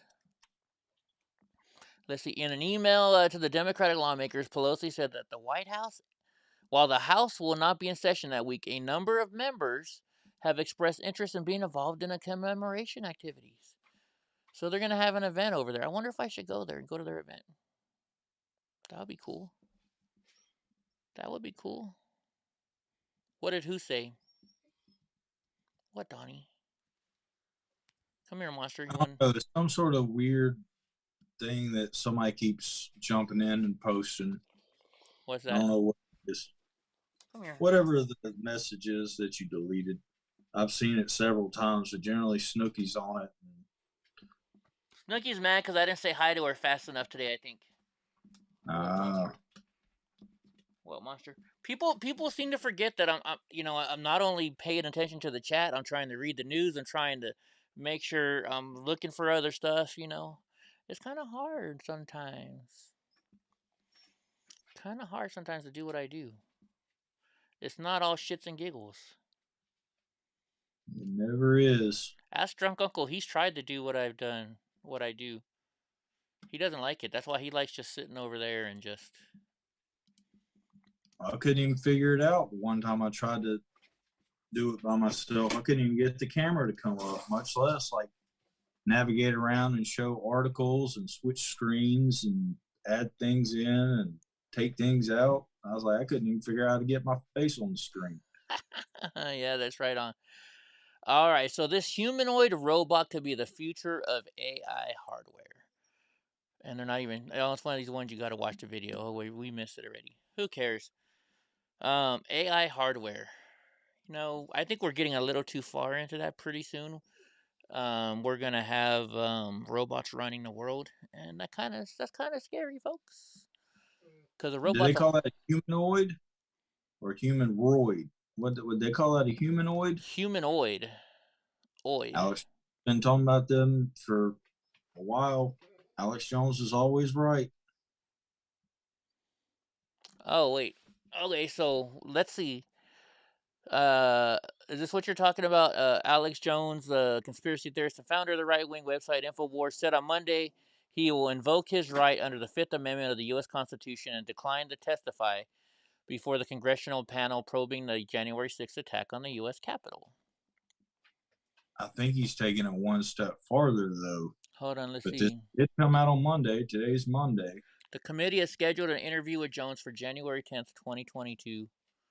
See, they no longer. I had a date, and then Alex Jones' lawyer told them to go fuck themselves, basically. Let's see. So at least 3 different other high profile. Let's see. In the lawsuit filed in federal court in the District of Columbia, Jones raised constitutional objections to subpoena the committee issued last month, forced testimony and communications. So is that what you're talking about? I know very little about it. It's just the show that I watch right while I'm closing up the shop before I come over here. Yeah, he's suing the January 6th committee is what he's doing. Yes. And I got the same lawyer as him, so hopefully it doesn't they don't get pissed off at me because of his lawyer. I'm not talking to him actually yet, so I don't have to right now. That's all the news I had today. It was like a slow news day. Should we go to YouTube and see if there's a Yeah, the porn spammers are fucking very, very annoying, aren't they? Shall we see if there's... What about that info that was dropped on people on Crowder? What info are you talking about?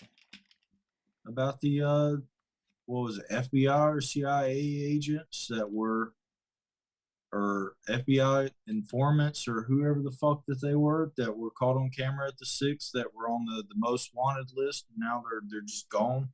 Yeah, I don't know enough about that to talk about that right now, drunk.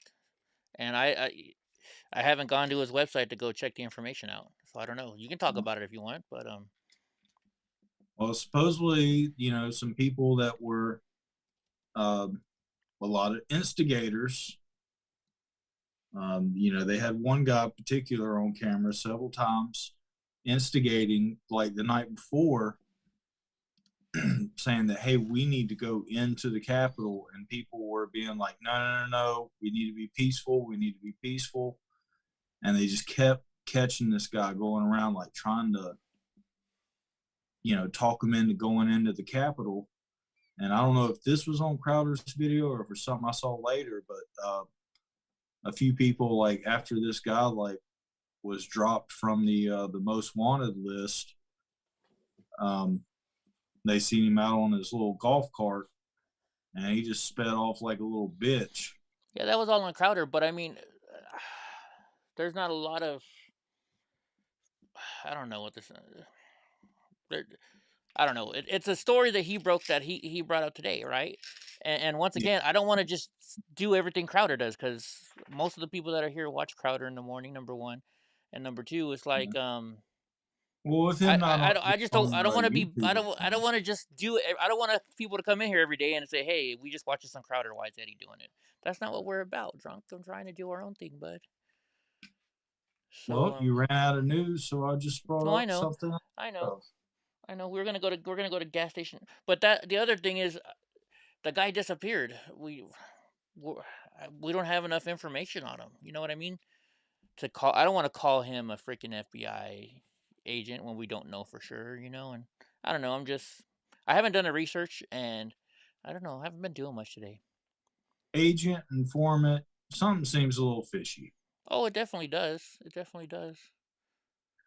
The Ghislaine Maxwell trial, not much. I didn't have any news on them today. Here, let's watch a gas station encounter so I can.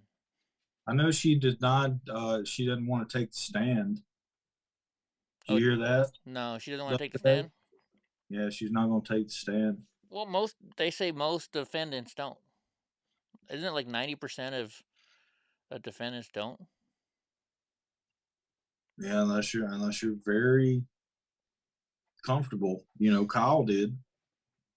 Well, yeah, but he was innocent. Yeah. I don't know. Ooh, wait, hold on. I seen a different one. This one says this girl's working at the gas station high. Let's see what this girl's acting like.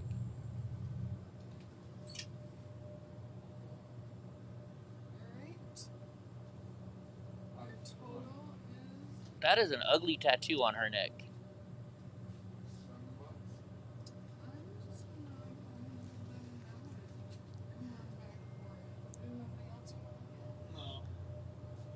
Where the meth goes in, Eddie. Is that how they can hide the meth? A pack of cigarettes is $10.17 there. For a pack of Marlboros. I'm glad I don't smoke. You couldn't be kept off the stand, Andy? I think it's in your best interest not to go on stand.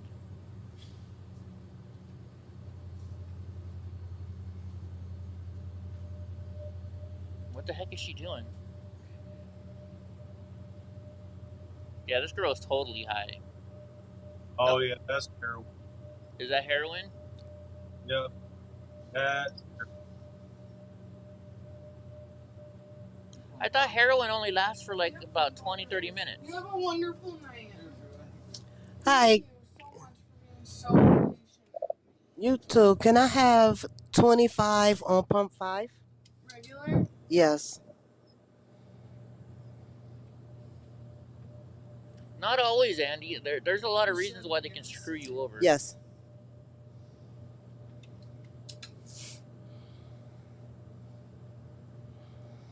See, I don't know enough about drugs to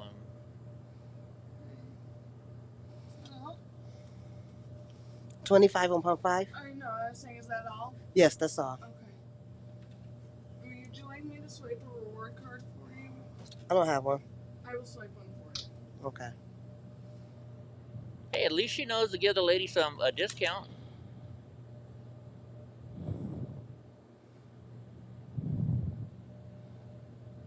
What are you talking about? Prepaid? Going out of conscience. You have to prepay for gas, Brian, everywhere I've been.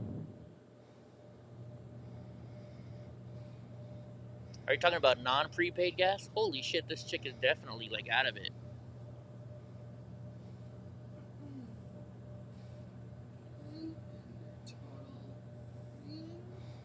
Drugs are bad, okay?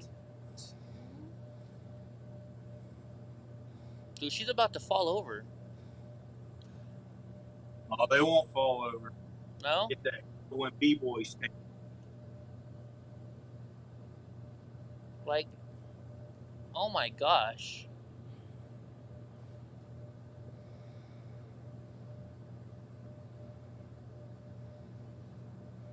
Would you like me to swipe a reward card for you? You just did it. No, just for me to get the gas, for me to pump it. Did you sure you put it for pump 5? $25? Oh, don't ask her a question. You're just gonna screw her up, lady. 25? Yes. Okay, that's $75, ma'am. That's because I put it in 3 times now. You're paying with money? Uh-huh. No, she's paying with coupons. But I'm sorry, I'm used to getting Thank you. Have a wonderful night. I appreciate it. That chick probably didn't even recognize her fucking shooting the camera. Or shooting her on camera. Wow. Wow. I'm glad I don't do drugs. You are now listening to 98.7 The Thief. Today's broadcast is brought to you by Fresh Made Daily Quarter Pound of Meat with 3 slices of cheese sandwiches. Can't forget the salad sandwiches or the Reubens. Now, let's get to the music. You don't like Reubens, do you, drunk? Are you a what do you call that? What's the stuff that everybody hates in Reubens? Oh, he's gone.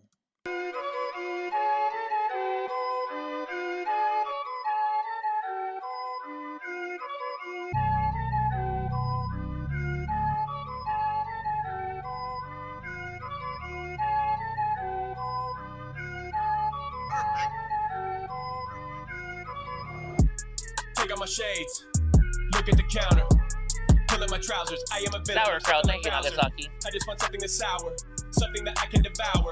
I just want something to eat, munch it for free. A chump and a coward, coming to scour, looking around and around, so I guess that makes me a browser. What's over here? Oh, that's just beer? Nope, I am good on the downers. I have been smoking for hours. All right, what do you think this guy's gonna steal? I got the munchies, yeah, I want some gummies. My tummy needs something for power. Maybe some now, laters, browsing, flavors, all these options are outrageous. Where's my favorites? I can't take Sauerkraut makes me fart. Find them, I ain't paying. All right, where are they at? There's no way they don't have them. What do they got here? Oh, Swedish fish. Take a bag of those and was that a bag? I've seen something like found that. A stash of Sour Patch. Give a counter glance, and now's my chance. Ha! You know what I'm thinking. Put the kids in my pocket. Paper fish and I'm leaving. I'm a heathen when I'm thieving. I'm stealing this for no reason. And matter of fact, now I'm thinking I need a drink for the drinking. I'm peeping at all the beverages, seeking the ones with energy, steadily looking every cooler. But where the heck is the Red Bull? Half the time, what do you think? I think these people are like only stealing so they'll be on this show.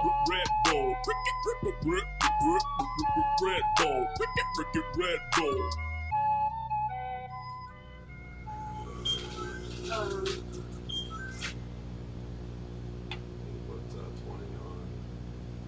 So he only paid for one of them?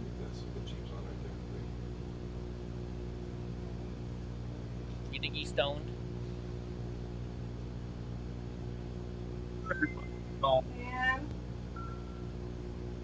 Who? Everybody's on something nowadays, aren't they?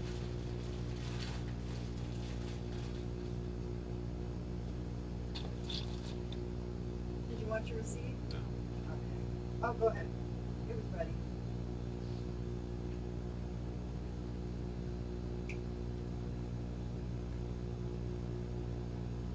I don't know if I'd want that, Julius. I don't know if I want another me running around here that's a robot.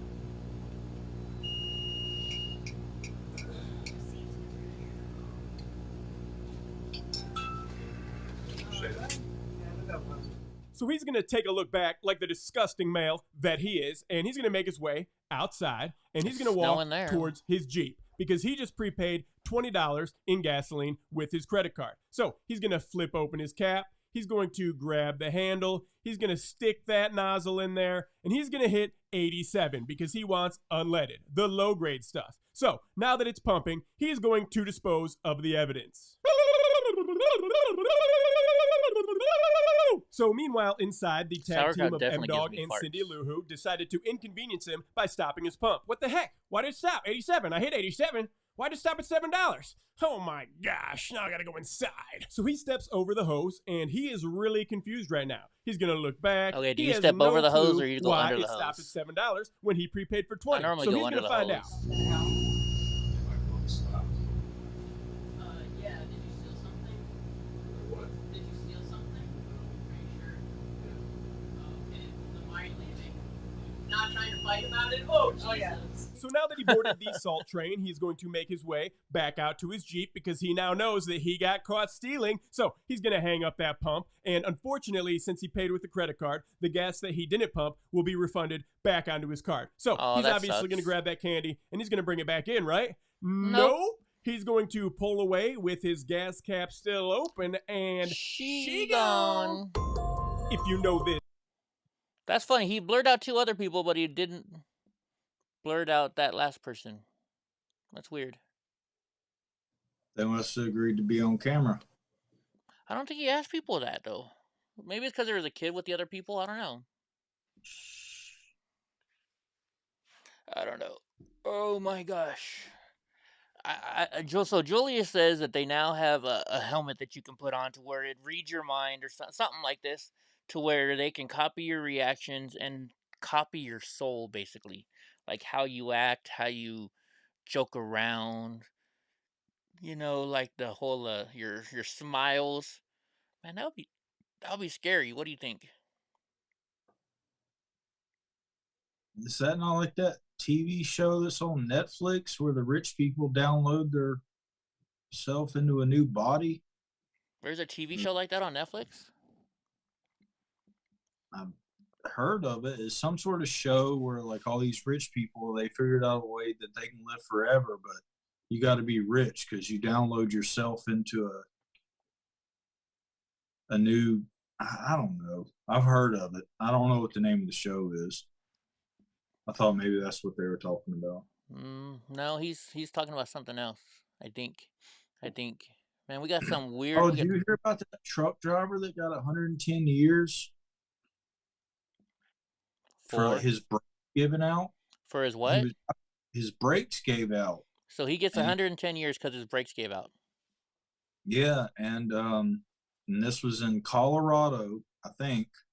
And now truck drivers, there's a huge, I was going to say this because Andy in Colorado's here. And you might be seeing some extreme price hikes because truckers said that they don't even want to travel through that state until this shit's overturned. Really? Well, I don't know. All right, let's watch. In today's world, this thing. Dealing with things like stress, anxiety, or depression due to the constant bombardment on our mind from things Julius like social media or your job's office space is getting more and more difficult. How about a magical helmet that would allow look at this chick. anxiety you see this chick? or She's depression in her room due to the constant wearing a bombardment fucking mask. She's in her bedroom wearing a fucking mask. Right? You're telling me she's not in like her bedroom or her dorm room or something like that, and this chick is wearing a fucking mask. What the fuck? on our mind from things like social media or your job's office space is getting more and more difficult. How about a magical helmet that would allow you to automatically understand and fix your emotions or thoughts? Could it even conceivably record what you're dreaming? Is this what you're While talking that about, sounds Julius? like science fiction, I assure you that it is not and could be possible this year already. It's a real product, and in this video you'll learn all about it. Would you do this, drunk? Just like Elon Musk's Neuralink, the company Kernel was founded in 2016 to explore the world of neuroprosthetics and implantable brain-computer chips to give humans the ability to control machines and computers just with our minds. But unlike Neuralink, which currently focuses on medical devices, Kernel pretty quickly shifted their focus onto building a non-invasive brain-computer interface for average consumers in the form of a simple helmet that you can put onto your head. All right, real quick. I'm not that far into this, but I got a question for you, Julius. Maybe Drunk Uncle, if he wants to answer it. So this is all a computer program, right? They have to download it and stuff like that. So if they can download everything that's on your brain, well, first off, your credit card information, right? And they can find out your credit card information, all this stuff. But what if, like, you've done something wrong in your life? What if they hack the deepest, darkest secrets? Yeah, what if they hack into this thing, right? Everything's hackable, right? Let's say they hack into this, and they go and they can even input stuff, right? What if they can input stuff in there, like let's say I'm a hacker, right? And I want to murder somebody, so I go murder somebody. But then I know somebody else who kind of looks like me that wears one of these things. I hack into their system and get them to go admit that they murdered it. Or no, not even that. What if I want to murder somebody? So I hack into this person's brain thing and they go and murder somebody for me. Right? Did your machine break down again, drunk? No, I'm thinking it's I just wonder if if you want to retain information that is, so you download your information to this thing. Okay, that's crazy to think about on its face value. Yeah. But let's say you want to upload your experiences within this to your brain, and then you get the hackers in there, and they upload some fucked up shit in your brain. Right. Who knows? Let's just say in the beginning they're just gonna fuck with you and just be like, oh yeah, now you've got this inkling to have sex with cats or something. I don't know, but they just keep, testing the boundaries, and now we're gonna upload that you think that you're who knows, this is limitless. Yeah. Don't get me wrong. I'm all about technology, and this is some cool shit. But it just scares me because now that I've seen everything getting hacked, that's what worries me. That's what's worrisome to me. Oh yeah. Hell, I mean, people get mad at me like, oh, you got to protect I finally I spend money on LifeLock now just because I have good credit and I don't want to fuck up my credit. So, can you imagine I don't know. Just worries me. Like I get this thing and then all of a sudden, because it says it can control your body and what you do, right? So I wake up and there's blood all over me and Eddie killed Nancy Pelosi, right? But it wasn't that. It was somebody hacked into this thing, that I was wearing. That just worries me. Immediately start quantifying. The brain scan. I brought it up just the other day. It's an old movie from the 90s. Did you bring that movie up? You didn't bring that movie up. You brought some other movie up. It wasn't Brain Scan. I've seen Brain Scan too. I used to watch. With Edward Furlong in it? Oh, you brought it up. You didn't bring the name up. Maybe I don't know. Yeah, I didn't. I remember the name, but somebody else brought it up. But yeah, you get loaded into this thing, and to play a game, and then you come out of it and to realize that you weren't playing a game. Yeah, it was real. Where were you? I remember that movie. That was me and my buddy. We used to we'd rent movies every single night. We rented 2 movies a night. We wasted all our money on VHS rentals. We went to Blockbuster. If anybody's old enough to remember Blockbuster. Oh, yeah. Friday nights at Blockbuster, baby. Or the Warehouse. We go to Blockbuster, the Warehouse. What was it? Whatever kind of video rental place you could go to. We had local ones.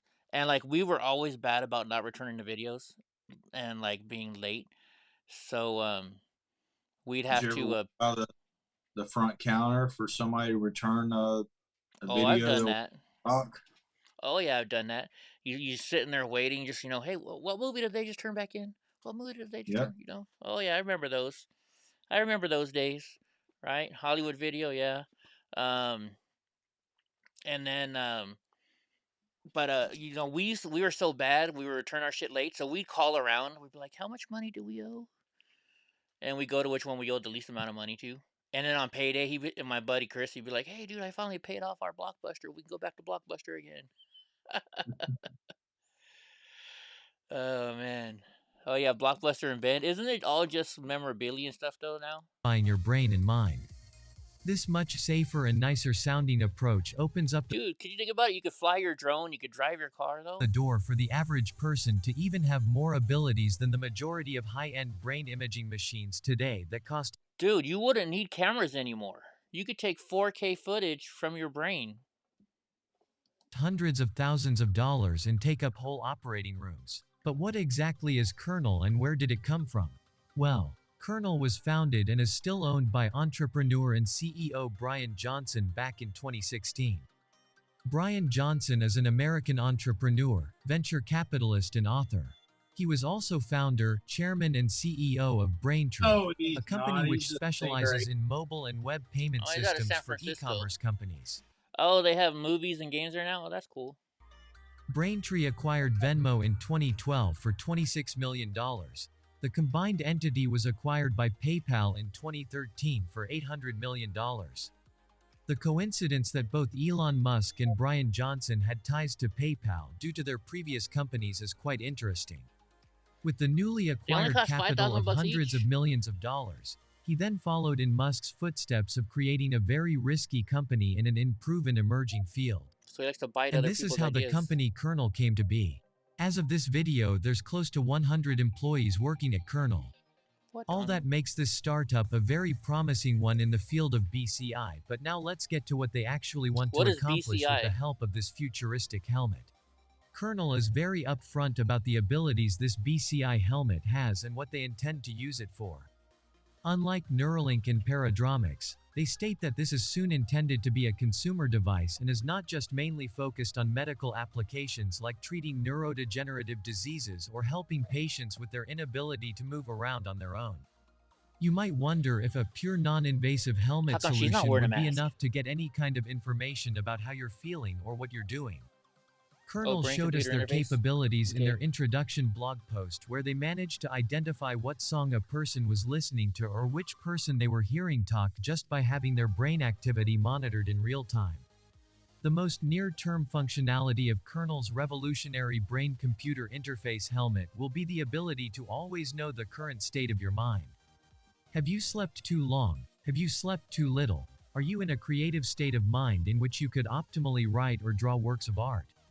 The headset will be able to know everything about your brain and automatically derive suggestions on what you should do to better your inner feeling or performance in whatever you want to improve in. So I don't care how many Your ability to learn new things with the knowledge of when the optimal time is to do so and when it isn't will be a huge improvement at the rate of which you learn things and save so much time that it's hard to imagine a world where this is commonplace.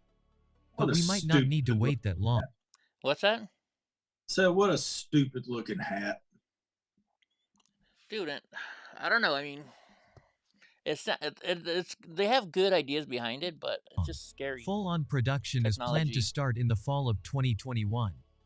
50 prototypes have already been sent to organizations to figure out awesome and innovative applications for this new one-of-a-kind device. Like driving your car? They are confident enough to say that by 2030, the far majority of people in the world will have a future, even more advanced version of this headset. If it could help me craving control, that would help me. But that is not all.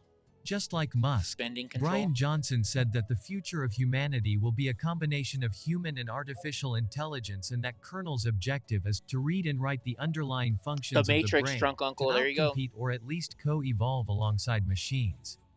The ability to alter information in your brain opens up even more potential of what this device can offer. For example, having it automatically suppress feelings of anxiety, depression, or stress without you even knowing it had done that. Or having it treat neurological problems like concussions of which people can suffer without even being aware of it. Do you want to feel happy? Just up the happiness slider on your Kernel app. The Kernel helmet could simply make you feel feelings of happiness. You have insomnia? Bullshit. Just tell the Kernel headset how long you want to sleep, and it would help you to fall asleep and stay asleep for as long as you want to without having to take any medication with potential side effects.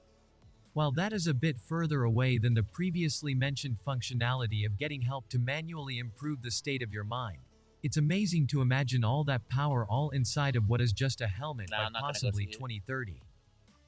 At the end of 2020, dude, I would turn that happiness slider all the way the fuck up. 50 prototypes of the Kernel Flow helmet were sent to 50 organizations. And it burns out all your serotonin and dopamine, and then you just become depressed as fuck.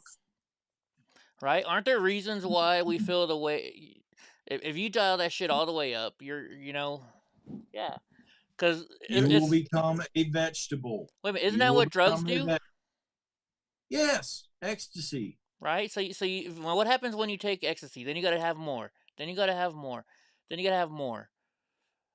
Pretty soon, you ever watch Futurama, Drunk Uncle? Yeah, but see, you've never taken ecstasy. Half the medication I'm on right now is because I took too much ecstasy. Oh, yeah? You split it, you fuck up your serotonin and your dopamine levels to where you're never naturally allowed to be happy anymore. I gotcha. Oh my God. And you just think you're just going to have this little thing, maximum happiness. Uh-huh.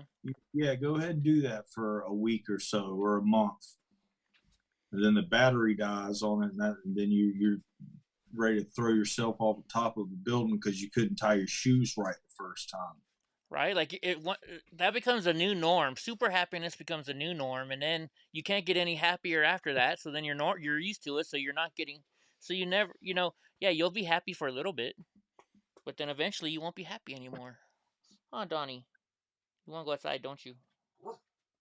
Yeah, you want to go outside? Oh, you guys can't even see the monster today. You can kind of see it. Oh, it's fun, Andy. Drugs are fun. That's for sure. But they don't come without their consequences. Right. Organizations, universities, and schools that had the most innovative ideas to use that headset for. I mean, it's a good idea, One of these helmets were sent to the Wisconsin Institute for Sleep and Consciousness, University of Wisconsin-Madison. It just worries me, A group Julius. using the kernel device to study lucid dreaming and meditation for deep meditative states. A study back in 2011 showed an early prototype. So would this thing be able to take my pain away? Now, if this thing could take my fucking pain away, then maybe I might put this thing on my head. And if I could actually sleep like normal,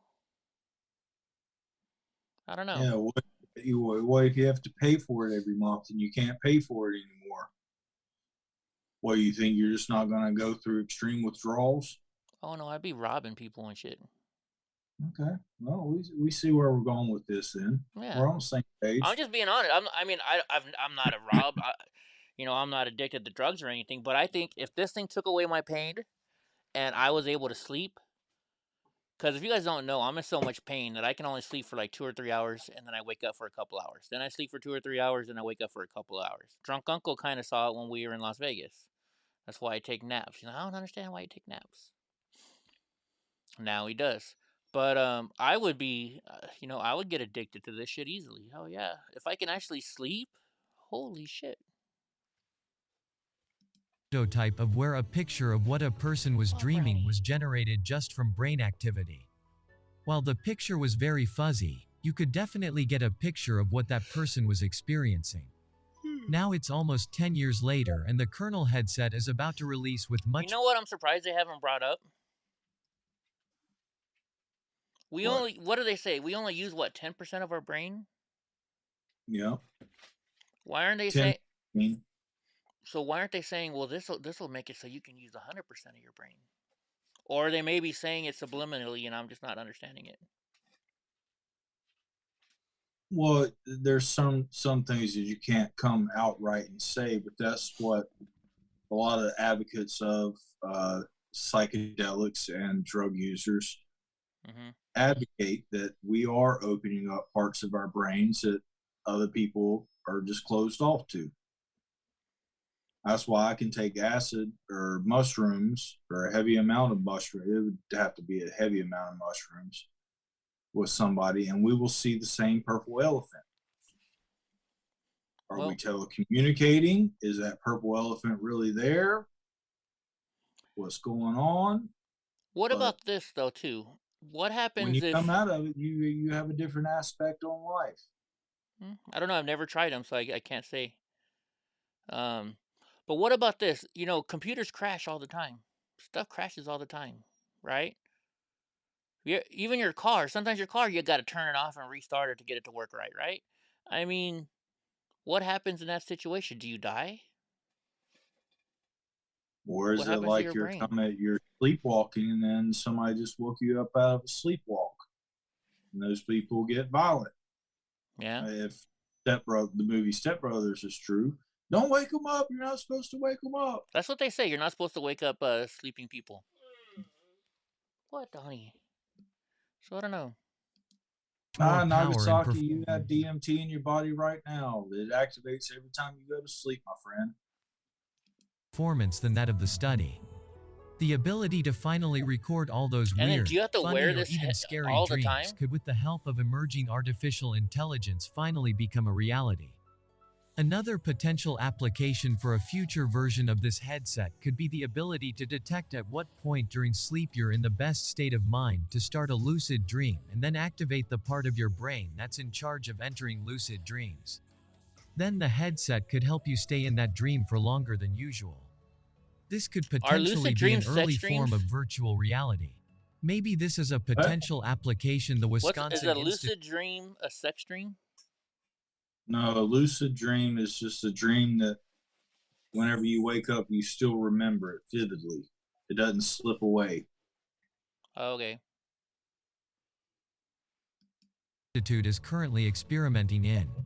You might wonder how this magic futuristic device is even supposed to work without having to implant it into your brain like how the other brain-computer interfaces are supposed to be integrated. The way kernel flow works is somewhat similar to the way Mary Lou Jepson's OpenWater headset works. The kernel flow headset is a time domain near infrared spectroscopy TDNIRS You lost me already, system. dude. As the name suggests, NIRS uses infrared light to measure brain activity. The advantage of using light is that it's safe and works from outside the body, no surgery required. Specifically, a laser pressed against the head shines light into the body. The light travels through the various layers, skin, bone, brain, etc., bouncing around like so many pinballs. Some portion of the light is absorbed by the body. Lucid and vivid. Am I getting lucid and vivid interchanged? I don't know. Is what I'm getting? Lucid and vivid. I think I'm getting lucid and vivid. Maybe. Intermingled. Possibly. While some of it makes it back out after lots of bouncing around and can be measured. So long story short, it measures your brain activity by shining red lasers through your head and seeing where in the brain there's blood flow and thus activated neurons. At the moment, it's unclear how the writing process of activating neurons by the headset is going to work, but if it's anything like OpenWater, they'll likely use ultrasonic sounds to accomplish that. Kernel flow isn't even the only device Kernel is working on. There's also Kernel Flux, which due to its size and cost is more of a medical device. It has similar functionality and use cases as the Kernel Flow device, but generally is said to provide much quicker and more precise information about brain activity. And unlike Kernel Flow's TDNIRS system, it uses the much more battle-tested MEG system that up until recently was 100 times the size it is now. So perhaps in the future, just like previous devices. Huh? Ryan asked, if you ever wake up at the foot of the bed? And I said, I used to. No, never. It will move from medical use to consumer use. The direction at which we're moving with all these newly released or upcoming devices is both amazing and scary at the same time. But Brian Johnson's clean and simple way of bringing brain-computer interfaces into the mainstream might make it less scary than, for example, Neuralink's implantable brain chip would. Whether Kernel helps the humanity achieve that broad theory, would you walk around the mall wearing that, Julius? Will largely depend on how it decides to use Johnson's money, and whether the hurdles of scientific progress impede the founder's bold vision of the future. Johnson says, "We're entertained by Black Mirror, but outside of that, we're not discussing human intelligence as a populace." He's trying to get the best minds of our generation in government and tech and media to talk about this problem. Brain science is the new rocket science. So what do you think about Kernel's approach to brain-computer interfaces? Do the benefits of finally being in control of your emotions and feeling or having the ability to record your dreams outweigh the privacy or ethical concerns of having a device and can literally read your mind? Are you maybe even planning to buy your own Kernel Flow headset once it is released, or are you counting on Elon Musk to once again rule this field with his invasive but powerful Neuralink chip? Please tell us about it in the comments and let us have some nice discussions about it. We are a group that is deeply passionate about what we do. We sincerely believe that what we are working on will become among the most consequential developments in the world over the coming years. And we'd like to find people of all sorts of skill sets, from neuroscience to signal processing, data analysis, across the board. Thank you for watching AI News. We consistently report on the newest technologies that are shaping the future of our world. We'd appreciate you subscribing and watching our other videos. See you around and take care. Somebody in a couple minutes remind me to go get Donnie. I don't know. It's interesting. Jams on. Yeah. Jams on. Dude, it's cold here. I'm not able to go outside. You know. Yeah, got them jammies. Why not? It's really cold. I'm just honestly like. My scooter's not working, so I can't really do any work around the property. I've been not good.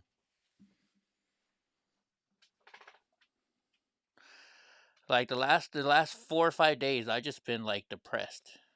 I don't want to go do anything. Like I don't even want to get out of bed, kind of deal. So that's what I've been doing.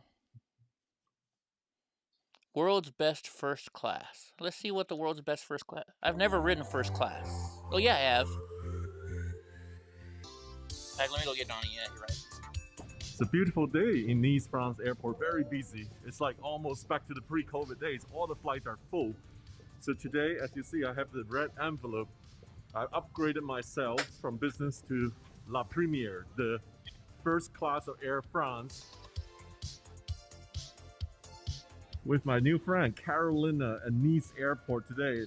And this is La Première. They walk you to the airplane, take care of you from your arrival. Magic. Bonne journée. Oh, hi, Captain. How are you? Yeah, it's a pleasure. Welcome aboard. Yeah, nice to see you. Pleasure. Thank you. Thank you, Caroline. Thank you very much. Bye-bye. Brownie, get down. Dude, like, what's with just... Every La Première passenger gets... You know what really sucks? Is when you have to walk through first class to see the people.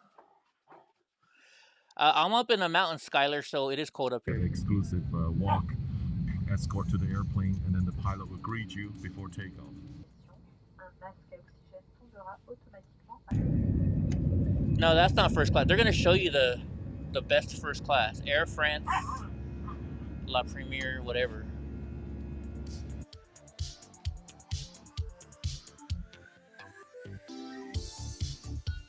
Oh, my Pipple wouldn't come in all day. She stayed outside until finally got cold, and then she came in. Dude, music. Huh? Oops. That I like the music. Yeah, that's your kind of music, huh? Some 80s electro. You like electrical stuff? Electro, yeah.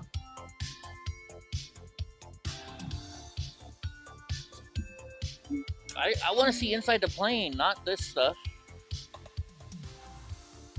You've only flown twice? I've flown, like, I used to fly to Holland every year. My mom would take me back to her country every year.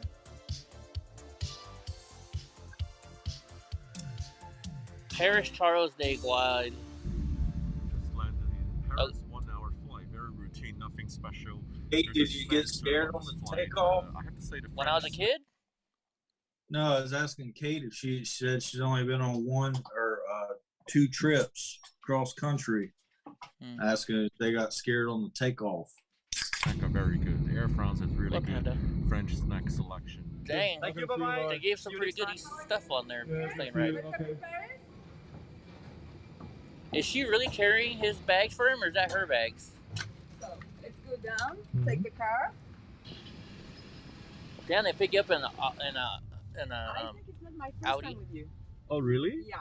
You saw me before? Yeah. Oh, maybe there's many guys look like me. No, it was you. I'm sure about Really? that. Yeah.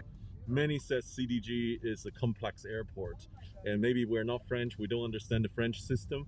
The best way is to fly La Première because you don't have to worry anything. They take care of you, take you to the lounge, take you to the plane to board, and this is the way to do lounge it. Even. I hope every airline in first class should consider something like this on ground, not just on the plane.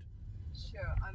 Roissy Charles de Gaulle is one of the most complicated airports in Even the world. you think it's complicated. Oh, yeah. Can you imagine how much that plane must cost? I want to know, these days not many people fly first class. The traffic is down. The traffic is... Or there's more because of COVID, they prefer the flights in the more safer, in more exactly. privacy. That's it. I cannot wait to start. Tell us where you're originally from. From Tunisia. Oh, from Tunisia. My parents are from Tunisia. I met a lot of Tunisian people. Very good at Quantum, camera. that's very, true. Very good with talking. Yeah, very nice. Oh, hello, Captain.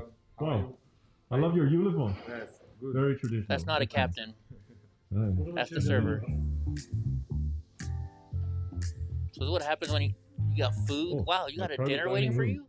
This is really proper. Thank you so much. I actually have a mirror looking at myself here. It's a mirror, but It's a also TV. a TV. Oh, it's a TV as well. Wow. Let's turn the TV on, watch TV and eat.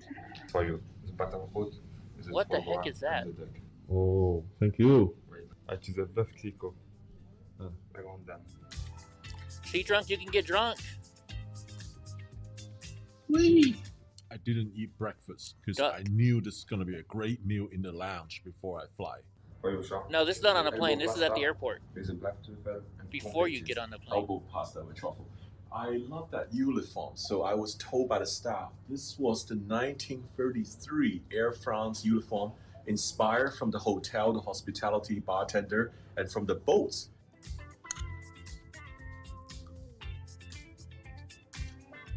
I think these French dishes are 3,000 calories. A calorie doesn't count when you travel and having fun.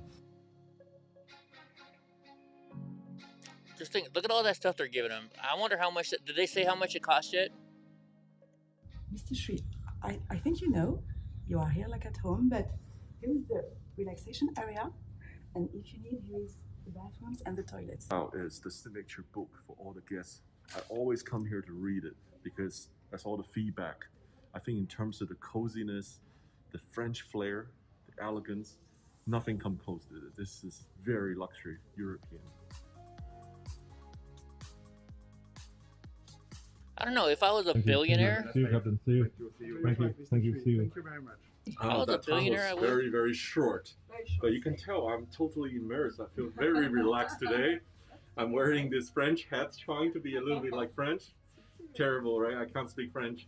But this lounge, you can see so many awards. I'm not lying here. You know, you have to. What's that, drunk?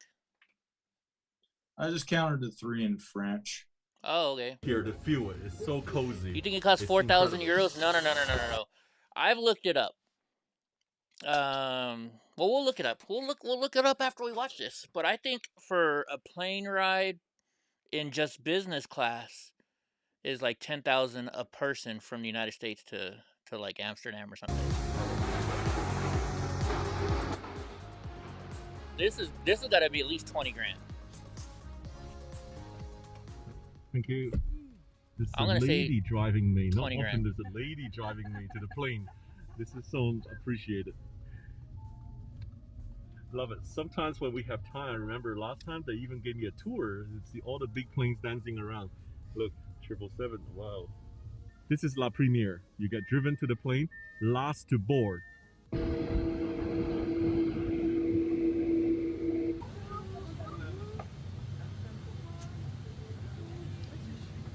Thank you. I wonder how they would do that with me. Nice to meet you. Thank you. Look, she's carrying all of his Nice shit. to meet you all. Bonjour. Thank you for everything, Mr. Shui. It Zoe. was a pleasure to have you with us today. Love it. I So hope you thank you so enjoy much. it. Thank you very much. Hope to see you again. Merci you. beaucoup. Bye-bye. Bye-bye.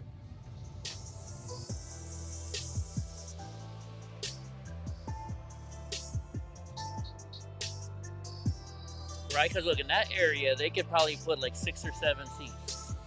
You are Probably 9 seats. Airbus hat, and today we are on a Boeing flight. So maybe I can take you. And, Yeah, my head's Airbus and head, right? Boeing on it. The head says Airbus, but we're on No, Boeing today. Boeing today. Oh, big mistake. Yeah. Thanks for telling me. Okay. Thank you, thank you. No more hats from now on. No, you can put an overhead. Okay, voila. Merci. What is that? This is the right side? Yes. Thank you so much. Champagne, Blanc de Millénaire. So get champagne again. Millionaire champagne. Cheers. Hi, my name is Mary. I'm the purser. I'm going to work in first class and business, and I'm very glad to offer you the menu and the wine list. How many passengers do we have today? Today there's one special guest in first class, is you, then 56 passengers in business, and then let me check to be sure. Because So he's in it's first class fully all by booked. himself. It's full. Yeah, In business class. yeah, Wow. business class is full. Then the premium economy 28 passengers and 206 in economy.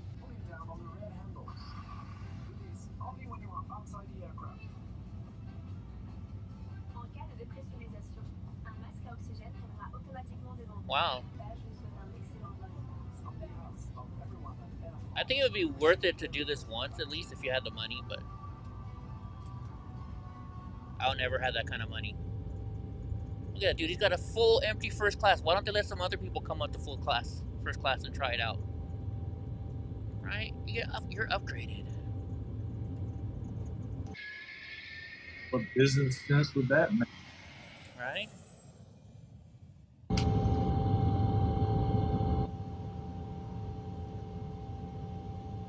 All right, make me some food too, Kate.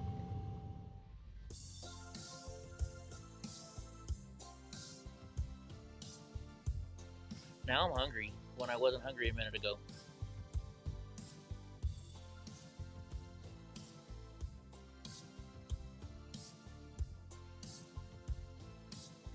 Yeah, he's just all by himself. He could just go from spot to spot to spot. Doesn't that seem kind of weird? What? Oh, so he went from Paris to So Dubai. I order some appetizers. That there's nobody else sitting in first class with him. He could be going at odd times or from random places to, who knows? Yeah, I guess. I'm gonna have a rest Who knows? and dinner before landing. And lucky me, right? I have the whole cabin to myself. The reason is Air France La Première is not easy to fly with cheap fare, with upgrade or miles. Let me share with you the best secret to fly Air France La Première is to purchase a business class. Then an online check-in, if there are availabilities, you can purchase an upgrade. That will be the cheapest way to fly La Première, which today I did exactly that. I pay €1,000 extra from business class to first class. Okay, I was way off on the price, I guess. Extra. What does business class cost though? Is that what do you call it? Is that salmon eggs? What do they call that? Oh my god, caviar? Is that caviar? Caviar? Yeah, is that caviar? It looks like it. Doesn't look very tasty. Yep. No, they don't smell good. In a ravioli. Oh, it's in the ravioli. Exactly. Different style. Inside it's a foie gras. The Bordeaux, it's a Margaux, Chateau Margaux. Dude, you got another bottle of champagne now. Chateau, okay. It's a Bordeaux. It's a Bordeaux. Thank you. Very good. It's very good with the foie gras. He's faking it. Perfect match. I don't know what that is. Yes. Okay. Yeah, that's interesting. Yeah, nice. Oh, private. Very nice. It's quite smart, right? It's not the door or panels. It's just a curtain. It's like your own little bubble here. And very smart. They use magnets to close the two pieces of curtain. It's so rich. The foie gras, the fat, it bursts in your mouth. Oh my gosh. I'm almost in tears. You're spitting the food out as you're talking, dude.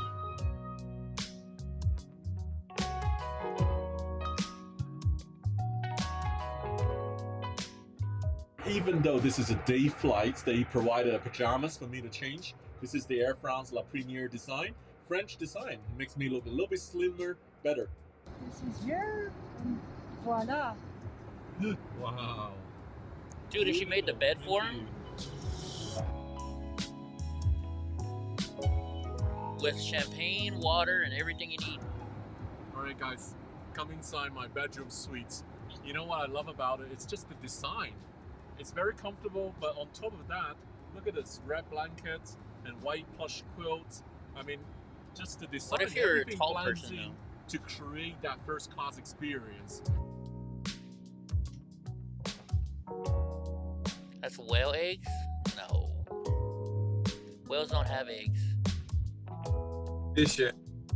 I know somebody said whale eggs though.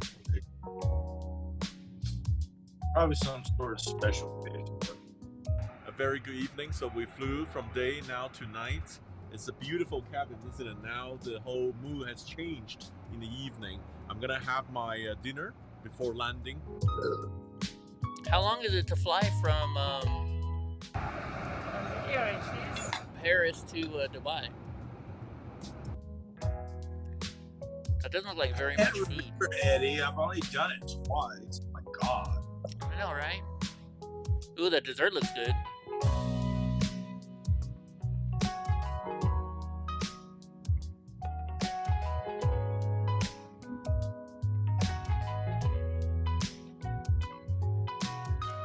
I don't know if Dubai has all the cool stuff, but I don't know if I'd want to go there. It's good to see there are no COVID cutbacks in Air France La Première. The cabin is not flashy as gold or bling bling, but the understated luxury and design created that perfect French first-class experience. With good food and wine and an intimate ground service, in my opinion, this is still one of the most exclusive and greatest first-class product out there. This is the highlight of my France trip. It's the Air France La Première. Thank you so much. All right, let's look how much this thing costs. Let's go up here. They have dope raves in Dubai, though. Really? Oh, yeah. Yeah, but rich Europeans love electronic music. But don't you have to worry about so much stuff? Like you can't if you bring any kind of pork products in there, you get in trouble. If you bring anything with like any pornography in there, you get in trouble. Like what if Dubai? Yeah, isn't that Dubai? I think that's Dubai, right? I thought Dubai was like an island.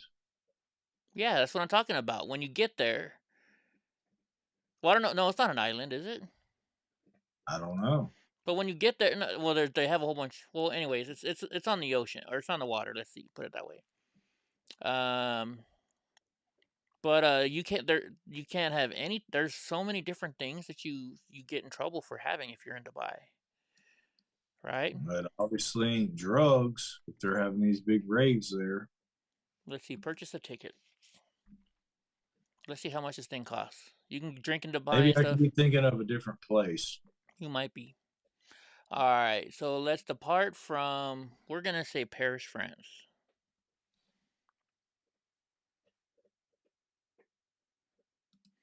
And then we're gonna go to Dubai, because that's what he just did, right? He went to Dubai.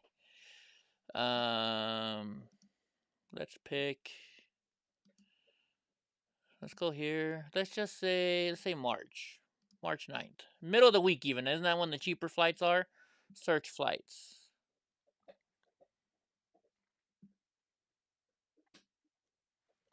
And how do you order it for the law whatever? 264. Is that dollars or is that euros? All right, let's filter. Let's go by price. Maximum price is set at $444. No, we don't want to fly economy. We want to fly La Première, however you want to say it. Oh wow, $31.91. That's cheap. Wow, that's a lot cheaper. That's not that bad actually. Interesting. $31.91. It's a 6-hour flight. I thought it would be a lot more expensive than that. Cause watch, if you go to KLM, let's see KLM. Cause my mom would only fly KLM when we go to Holland. Let's see. Maybe that's why I thought that. Yeah. So let's go round trip. Let's go departing from. We're gonna go to LA, because that's where we used to always fly from. And then, dude, it goes right to Amsterdam. There we go. Let's do the same thing. Let's go in, what did I say, March? I said March 9th, right? Let's do March 9th. And let's look for business class, because they only have business or. Oh, was that one way? Maybe that was one way. I thought it was round trip. Okay, so direct flights, it's $4,154 to fly over there. But you can get this promo fare where are you sitting at here though? Oh, if you leave a 7, you lose a day though. I wonder why it's so much cheaper. Oh, it's with Delta. No, we don't want to go Delta. It only can be KLM. My mom would only fly KLM. I used to get the little planes.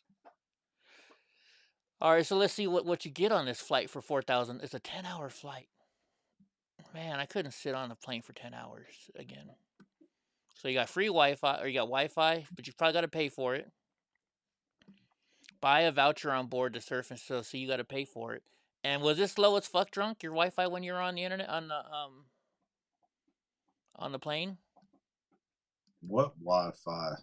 You paid for it. It didn't even work? Oh yeah, I did pay for it, didn't I? Yeah. Because I ran out of shit to watch. I think it works okay. Yeah. I mean, I don't try to multitask too much. I basically, I think I paid for it so I could watch something on the internet, and I put my headphones on and went to sleep. Ah, okay. So you see, they got a full flat I'll seat. wake up if the sound cuts off. So. Ah, I see. We got power outlets. You got newspapers and magazines, USB outlets, 1-to-1 layout, and carry cots. I guess that's for kids. Okay, interesting. So yeah, so there you go. I don't know, what else can we look up? Let's see what else pops up on you. How about 8:30? The Man in the Iron Lung. They still have polio people out. There's still people alive with the polio stuff.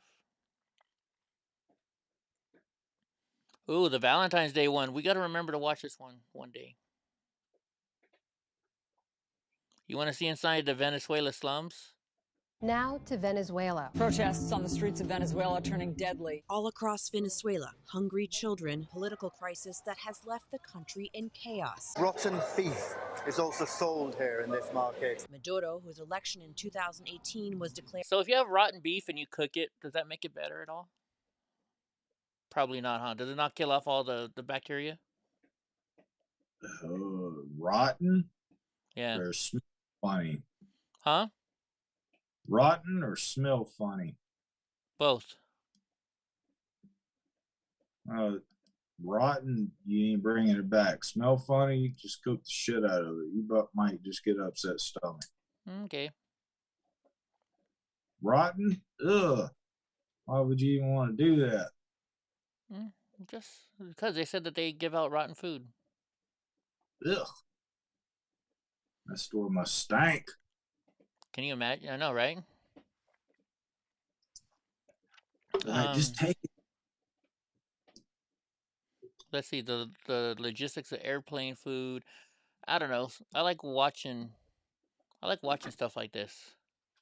Athletes who are caught cheating. Well, hell, let's watch this. Let's see what athletes have been caught cheating. An attitude of winning at all costs sees some athletes throw the rule book out the window. But once they've crossed, what do you think sports are going to bring? What sports do you think are going to be here? Gotta baseball with the fork bat. Okay. Caught cheating. Steroids. I can go on. Yeah. Steroids are gonna. Those are easy ones. I'm trying to think of like well, car racing. They try and cheat. You know. Sure. Let us laugh. Climb that podium. A single keen-eyed onlooker can bring all their hard-won success crashing down. With that, let's take a look at some shocking times athletes were caught cheating. Knock. Who's there? Rosie Ruiz. If you look up the definition of cheating in the dictionary, there's a good chance you'll find a picture of Rosie Ruiz's face next to it. Back in 1980, this athlete became famous. You know who this person is? Yeah. Stew in a crock pot 3 days old is delicious. Heck yeah. Famous almost overnight after she won the Boston Marathon. Right, Andy? A complete unknown, she crossed the finish line with the third fastest time of any woman ever recorded. But once she was over the line, suspicions began to arise. After running over 26 miles so quickly on a 70-degree day, she should have been completely exhausted. But Ruiz appeared suspiciously well rested, raising questions. Was she on some kind of steroids? I don't even know who this Perhaps person a special was. training regimen? Something new for me. After several days of confusion, witnesses came forward claiming they had seen Ruiz join the race from the sidelines less than a mile from the finish. Probably about a half mile from the finish. She was in track clothes and wearing a number, but I thought someone had just sort of stumbled into the race. Maybe somebody was a little... Further investigation revealed that during the New York Marathon 6 months earlier, witnesses had actually seen Ruiz riding the subway to the finish line. Even though she denied both accusations, the evidence was piled against her, and Ruiz was stripped of her win and record. Although you have to hand it to her, that's certainly one way to train. Hey, at least she tried. Dwight Howard. When it they're comes doing to basketball cheating, drunk. Sometimes you need the biggest balls on the court. or in Dwight Howard's case, the stickiest. Back in 2016, Dwight was playing NBA-level basketball for the Houston Rockets. While the Rockets were playing against the Atlanta Hawks, why did he say that? Why did he have to say NBA-level basketball for the Houston Rockets? Well, they're an NBA basketball team, right? The ball was covered in a tacky substance right after Howard had touched it. The rules of the NBA state that it's illegal to use foreign substances during games, so this raised several red flags. Officials wandered over to the bench and found a glaringly obvious can of Stickum, a kind of spray adhesive, in plain sight of everyone. It was once used to help players get better purchase on the ball, but it was banned from the sport in 1981.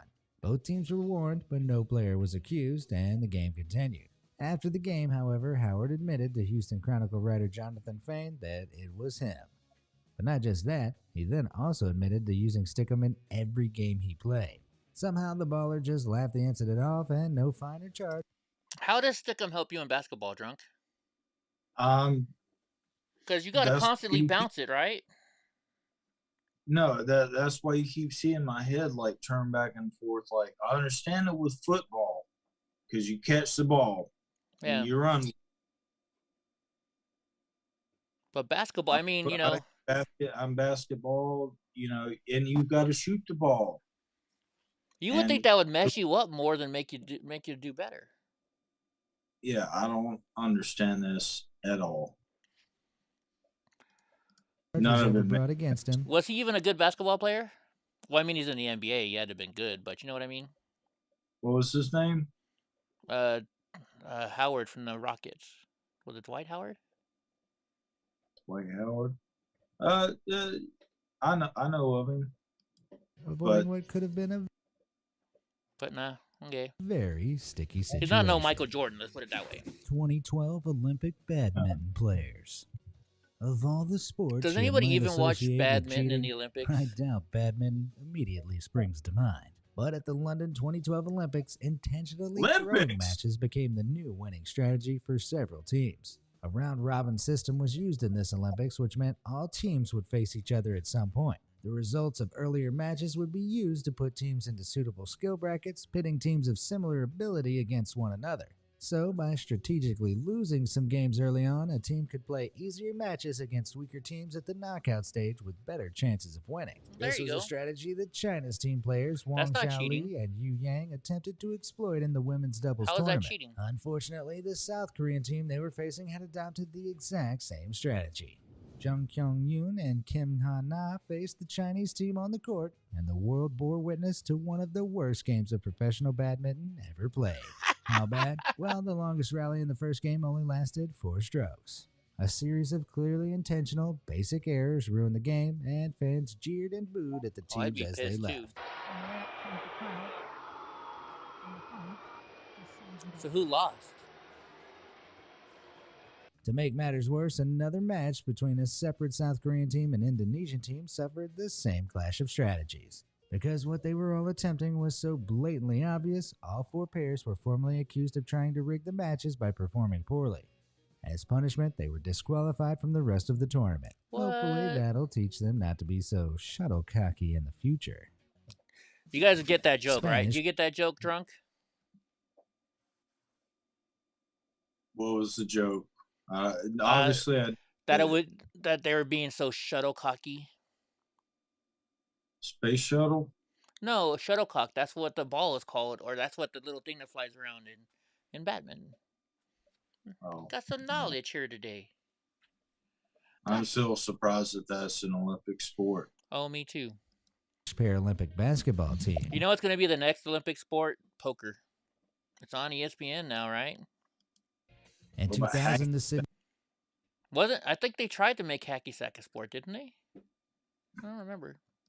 The Paralympics was rocked by a scandal that still has people shaking their heads with shame today. On the Australian Paralympic courts, the Spanish learning disabled basketball team beat Russia in their final match to win gold. But after the games closed, a member of the team, Carlos Ribagorda, confessed something outrageous to the press.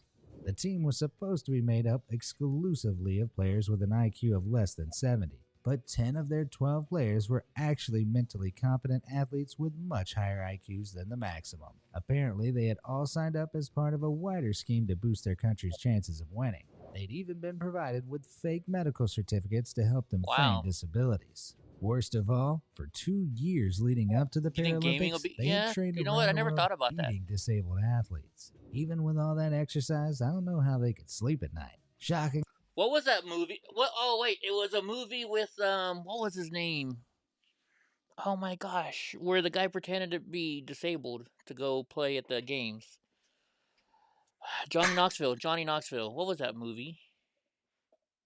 What was that movie? You remember that movie, Drunk? I know the movie, but I've never seen the movie. And then remember, Cartman did it in South Park too. He pretended to be disabled so he could win. Right. The Ringer. Thank you. Now here's the other thing, folks. Though, by the way, so if you think that you can just go to a disabled sport and win, like this is different because that's basketball and they're still standing and stuff like that.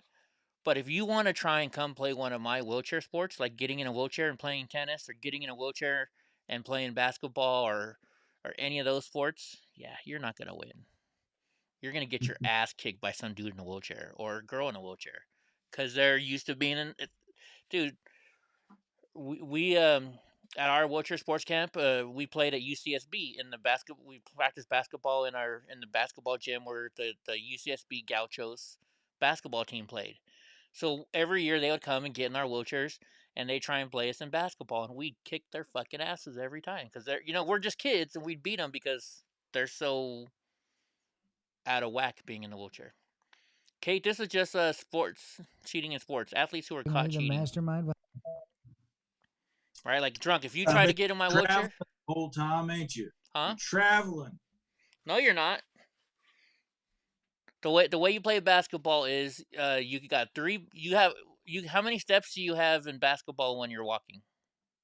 1.5. Okay, so you get 3 pushes and maybe 2.5. And in the NBA, they don't even fucking count it, basically. Yeah. Well, in wheelchair basketball, you can push 3 times before you got to bounce the ball. Push? Yeah. Meaning, because you're pushing your wheelchair down. There's one, so it's like a step. So there's 1 step, 2 steps, 3 steps. Then you gotta. There's much big, but you still got to dribble. Yeah, you have to dribble the ball every 3 steps, or every 3 pushes, I should say.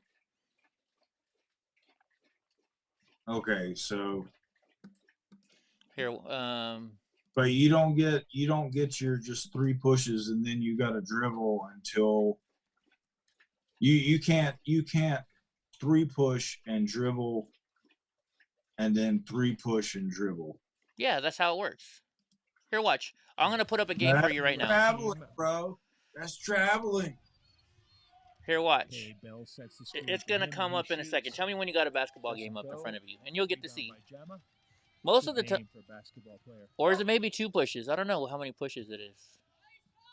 Pratt, Bywater, little head fakes. Lynch. Oh, let me try and fast forward to where they're getting some action going. Traveling motherfuckers. I'm just picking on it. No, Eddie. I know you are. I know you are. I'm just trying to remember if it was 1 or 2. I think you can get 3 pushes, but it might be less. So we'll see on this guy. So he's dribbling. Maybe you get 1 push and you have to dribble. Maybe it is only 1 push and you have to dribble. High screen for Pratt. Pratt sets up one for Bywater. And like these wheelchairs are way different than when I used to do it. Just got the shot off. Anyway, and just trying to think about it. Do you know how hard it is to shoot from your level, Drunk? Can you imagine doing it from a wheelchair, sitting down? It's hard. So behind this, do you keep up with that sport at all? No, not really. Oh, I'll watch it. Say, do you have any like 3-point specialists or like guys that like big guys that fucking like fuck you up in the paint and shit? Oh yeah, there's definitely those guys. Off the scooter. There's definitely those guys, right? But But there's fouls too, right? But I mean, like, a lot of the times, if you can get one or two pushes, will get you going pretty fast, so you can go quite a while, especially in those wheelchairs. So you can just, or you see, like, they throw it in front of them, they push a couple times, and then they bounce it. Yeah. It's just harder to Team shoot. was the president of the Spanish I didn't Federation have trouble. of Sports I didn't for have the trouble intellectually disabled. dribbling. I had He trouble was fined shooting. just 5,400 euros after admitting to charges of fraud and embezzlement. Maybe these pieces of work should have competed in the limbo events. Have you, Eddie? What's that? Momentum. Yeah. Oh, I'm good at pushing the shooting because But if you could time it right, you don't need nearly as much strength, and you could become like a 3-point superstar. They pass it to you on the outside as you're rolling up. Oh yeah, that's true. You let go of your wheels while they're passing you the ball, and you got that forward momentum. You're going 5 miles per hour. You hit that to. Yeah, that's true. Yeah, Skylar, why do you think my arms are so big? Because I used to be in a wheelchair for most of my life. Low they can go. Tanya Harding. Oh, we should have expected this one. The world of figure skating became a total media circus after drama. Dude, Homegirl was kind of cute, though. The day before the U.S. Figure Skating Championships, title holder Nancy Kerrigan was filmed finishing a practice skate in Michigan's Cobo Arena. But just seconds later, she was screaming in pain on the ground after a man with a police baton attacked her. Didn't her and Tanya Harding eventually fight in the ring or something? With her thigh badly bruised, Kerrigan was unable to compete. Her longtime rival, Tanya Harding, went on to take first place and was selected alongside her for that year's Winter Olympic skating team. However, police soon discovered the attack on Kerrigan had been ordered by a bounty hunter. In a shocking twist of events, Tanya Harding's ex-husband, Jeff Gillooly, and her once bodyguard, Sean Eckert, were labeled as the culprits. They'd hired the bounty hunter to break Kerrigan's leg, removing Harding's competition in the upcoming events. Although she claimed she had no part in the conspiracy, Harding later admitted that she knew her ex-husband had been involved, but she'd failed to report. Yeah, there's a movie about this, I think. The disciplinary panel stripped her of the championship title shortly after she'd participated in the 1994 Winter Olympics. But the Olympics had been filled with some justice of their own.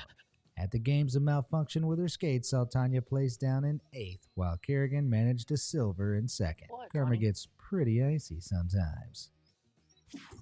Bloodgate. Back in 2009, the world of rugby was shaken to its foundations during the scandal now known as Bloodgate. In a Heineken Cup match between the English Harlequins and the Irish Leinsters, the Harlequins' Tom Williams was suddenly pulled off the pitch in the game's closing moments. He had blood dripping from his mouth and was told he couldn't play on, but the only substitute available was Nick Evans. Nick had also been injured earlier in the game, and under normal circumstances, the rules state that a player can't be subbed out more than once per game. But thanks to an exception in the rules specifically regarding blood injuries, Nick was allowed to hobble out regardless. Fortunately, Nick was exactly the type of player the Harlequins needed at that moment to have a shot at winning the match. It seemed like a bloody good stroke of luck. But as Williams headed towards the bench, the cameras caught him winking to his teammates. Would you be winking and smiling after a supposed injury to your face? Something definitely wasn't right. Dumbass. So the European Rugby Cup set up an investigation into the substitution.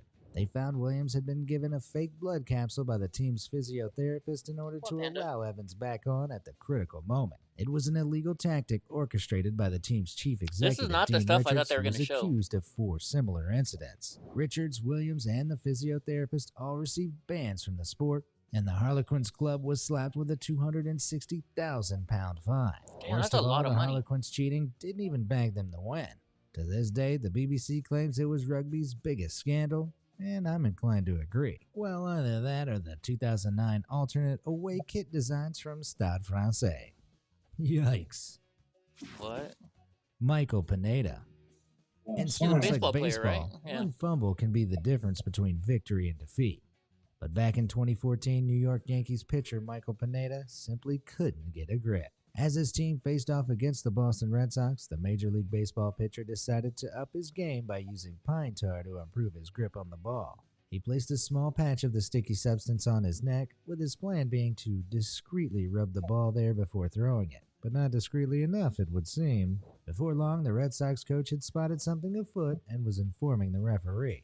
And funnily enough, at the same moment the coach complained about Pineda, a fan in the stalls could be seen pointing out Pineda's obvious faux pas. After several umpires checked his hands and neck, Pineda was immediately ejected from the game.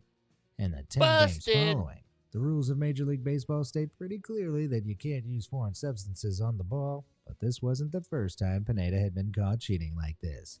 He'd used the same pine tar in a previous match against the Red Sox and had even been caught on camera having obviously applied it. Oh, wow. Maybe Pineda just wanted to live up to the pine part of his name, but this was hardly a pitch-perfect way to go about it. That's crazy. 2012 Olympic women weightlifters. The final lift of the 75 kilograms category at the 2012 Olympic women's weightlifting event was an incredible moment for everyone watching. Both Svetlana Podobedova and Natalia Zabaletnaya had set new Olympic records for women, with Podobedova taking the gold for Kazakhstan. In doing so, she'd push Zabaletnaya of Russia into silver and Belarusian lifter Irina Kulesha to third. They all made lifting weights look natural, except there was one girl nothing looks natural alright. The rest of powering them look like performance dudes. of these ladies. Despite testing clean for illegal performance-enhancing drugs at the time, the International Olympic Committee began reanalyzing athlete drug tests in 2015. Thanks to an advance in technology, the committee were able to pick up previously overlooked substances, catching past cheaters who thought they'd gotten away with it. The reanalysis revealed a list of athletes who had clearly violated anti-doping laws, including 3 names. What do they do, hair now? Is that how they do it? Podobedova, Natalia Zabaletnaya, and Irina Kulesha. All 3 of the muscle-bound matriarchs were disqualified. Dude, have you seen the Chinese and had their Olympic records nullified. weightlifters? They're So killing even though everybody they were right pumped now. up on steroids, they still managed this all-natural fail. Femke van den Driesche. While some athletes work to improve themselves, others work to improve their methods of cheating. That was a sad fact that became Why clear won't you back go in the hole? Go in the hole. It's your home. Just go in the fucking hole. I know you know that movie, Drunk Uncle. Oh, yeah. I haven't seen that in a long time. After Happy cycling Gilmore. champion Femke van den Driesche became the first ever athlete to be caught mechanical doping. That's a fancy way of saying she'd hidden a motor in her equipment. What's that? It's all in the hips. Yeah. It's all in the hips. I got you a present. I remember that alligator.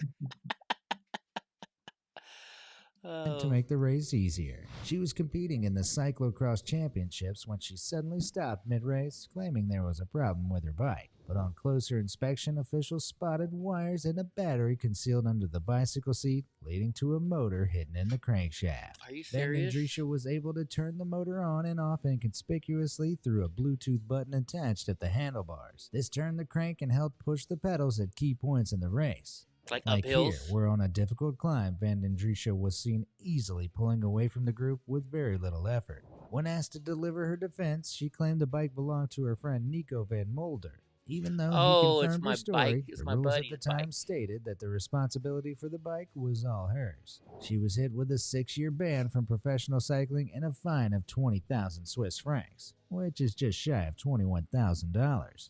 Before being stripped of all her previous titles. Guess she should have pumped the brakes on that plan. Have you ever been caught cheating in a sport before? Let's see. Never real tricks companies don't want you to know. Oh, that's like 28 minutes long though. I'm not gonna watch that. Anyways, I don't know. What you think, Drunk? Did you hear about Jake Paul finally knocked somebody clean the fuck out? There was something on the news about Jake Paul, but I didn't really pay attention to it. What? What was his name? It was a Derek Lewis. No, Derek Lewis just fought. But he knocked out a UFC heavyweight champion. Knocked him out cold, like one hit. Uh-huh. It was nasty. All right, well, let's go. Let's see if it's on YouTube then. Maybe they might have. They gotta have it on YouTube, right? Oh yeah. Derek Lewis. I keep wanting to say Derek Lewis. But... What the heck am I at? I hope that didn't. I hope we just didn't get kicked off. All right, let's see here. Go to YouTube and look it up. Maybe they might have it. It happened this weekend or something? Oh, yeah. Saturday.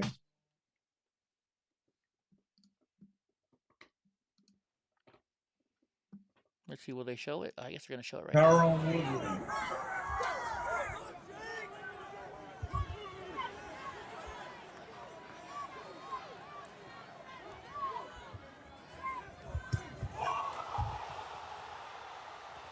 You know what, though? If you look, well, let's just see if we can catch it. I mean, it looks like he hit him pretty hard. Do you think they're? Are you trying to say they faked it? No. No, not at all. I'm saying that I'm finally saying that Jake Paul needs some respect on his name. Oh, I never thought I'd say that.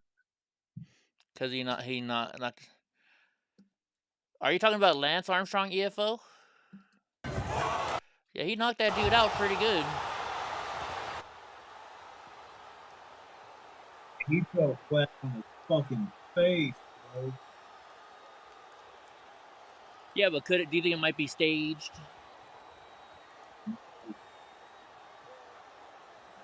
Right? Like, watch here. Supposedly, my favorite, my co-favorite fighter, Habib, is training him for MMA fights. Yeah. Well, here they're saying this. They're saying this is a cheat too. This was the when Buster Douglas knocked out Mike Tyson. Just another day at work for Mike Tyson. He looks almost bored as they call to the center of the ring by the referee. And then the next time Buster Douglas got knocked out in the first round, the next fight or something.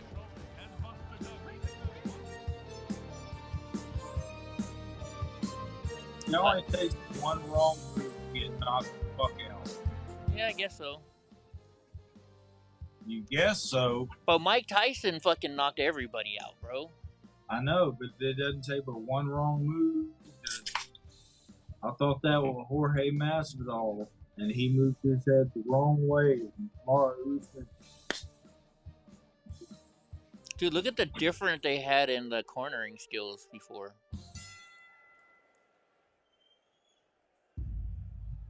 I'm telling you, those boxing gloves, they deliver a more powerful punch than just MMA gloves.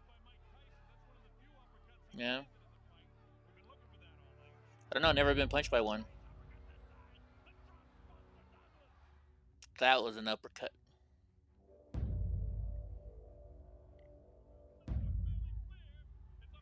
I remember watching this fight too.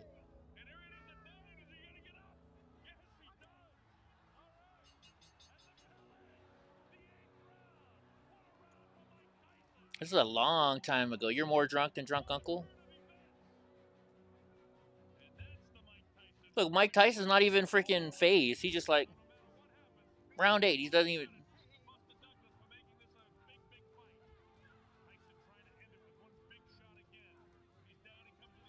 And then we gonna go to Chuck E. Cheese afterwards? Okay, I'll go in and I'll go fight another round.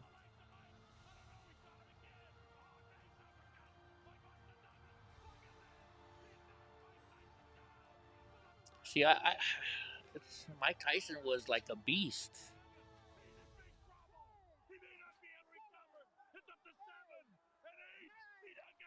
And he doesn't even get up. See, this is kind of, that's why it was like, you know, I don't know. Watch it. Let's just show you guys some of Mike Tyson's greatest hits. Mike Tyson is a beast of a man.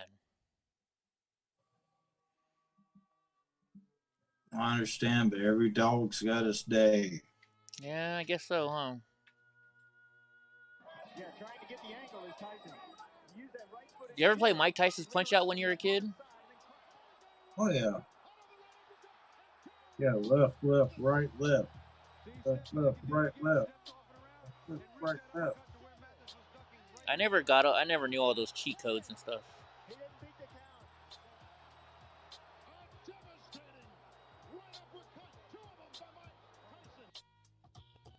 Let's see some of it. Oh, that was number 10. Let's see what number 9 is. No ear chewing. Yeah, he got a little crazy afterwards.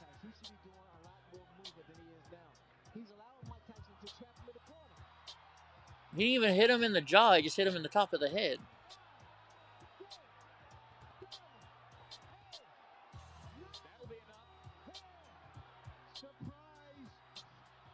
You see what I did there? What did I do? Did I do something? Did I do something funny and not even know it? A fighter cannot be saved by the bell as the big right hand lands. Tyson knows he's got him in big trouble.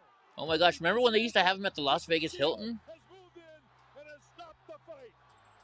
Well, Trump sponsored a lot of these. Did he? They were down at Trump Tower. Oh, yeah. Trump was huge in the 80s with boxing. I think that's how people first started to get to know Trump was through his boxing. Maybe. Would you get in a ring with Mike Tyson for $1 million? $1 million? Yeah. Do I have to go longer than one round? No, you just got to get in the ring with him. You just got to fight him. Oh, yeah, sure. Yeah. Yeah, I would. Yeah, hell yeah. Dude, I'll take his punch for $1 million.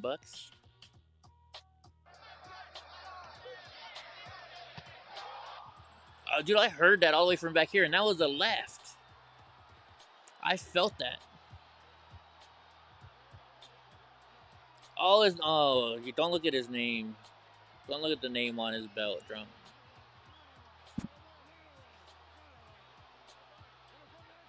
I missed the truth, guys.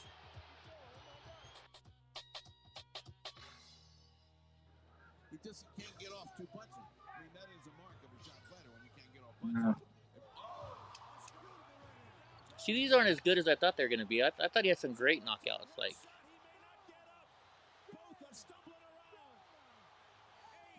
it actually took me a second to realize what you stand by that.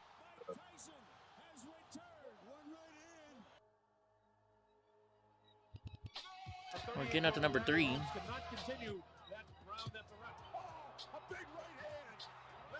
The bigger they are, the harder they fall, right?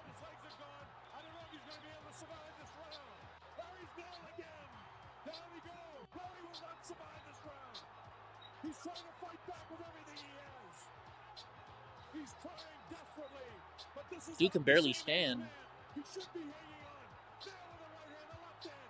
He's got to hang on. Or they'll stop the fight. Down he goes. Oh, he's hurt. It's all over. Tyson already on the stool. His Burbick. Those are both some big looking dudes. Just wait till you see it, Drunk. These are some big old dudes. Those Trump Plaza right in the corner. Oh, was it? Oh, shit, I missed it. Yeah, this one says Trump Plaza, too, on this last one. Yeah. Well, yeah, I guess he did do a lot, huh? I guess he did do a lot. I think that's how most people got to know him back in the day, was because of boxing. Yeah. I do believe. Right on. I think that's how I heard of him the first time. I want to see this. Save to watch later.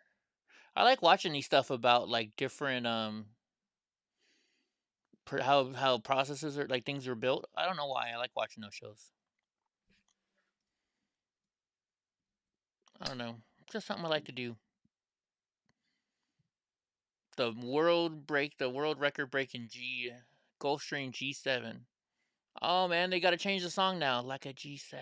That doesn't sound right though.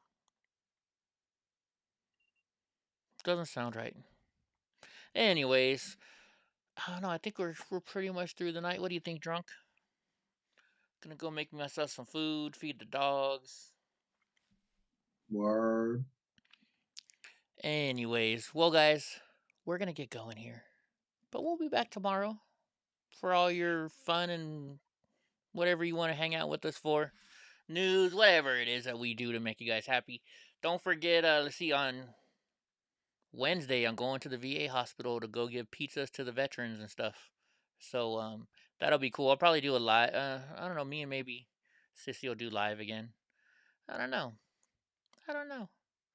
But anyways, guys, Drunk Uncle, what do you gotta say?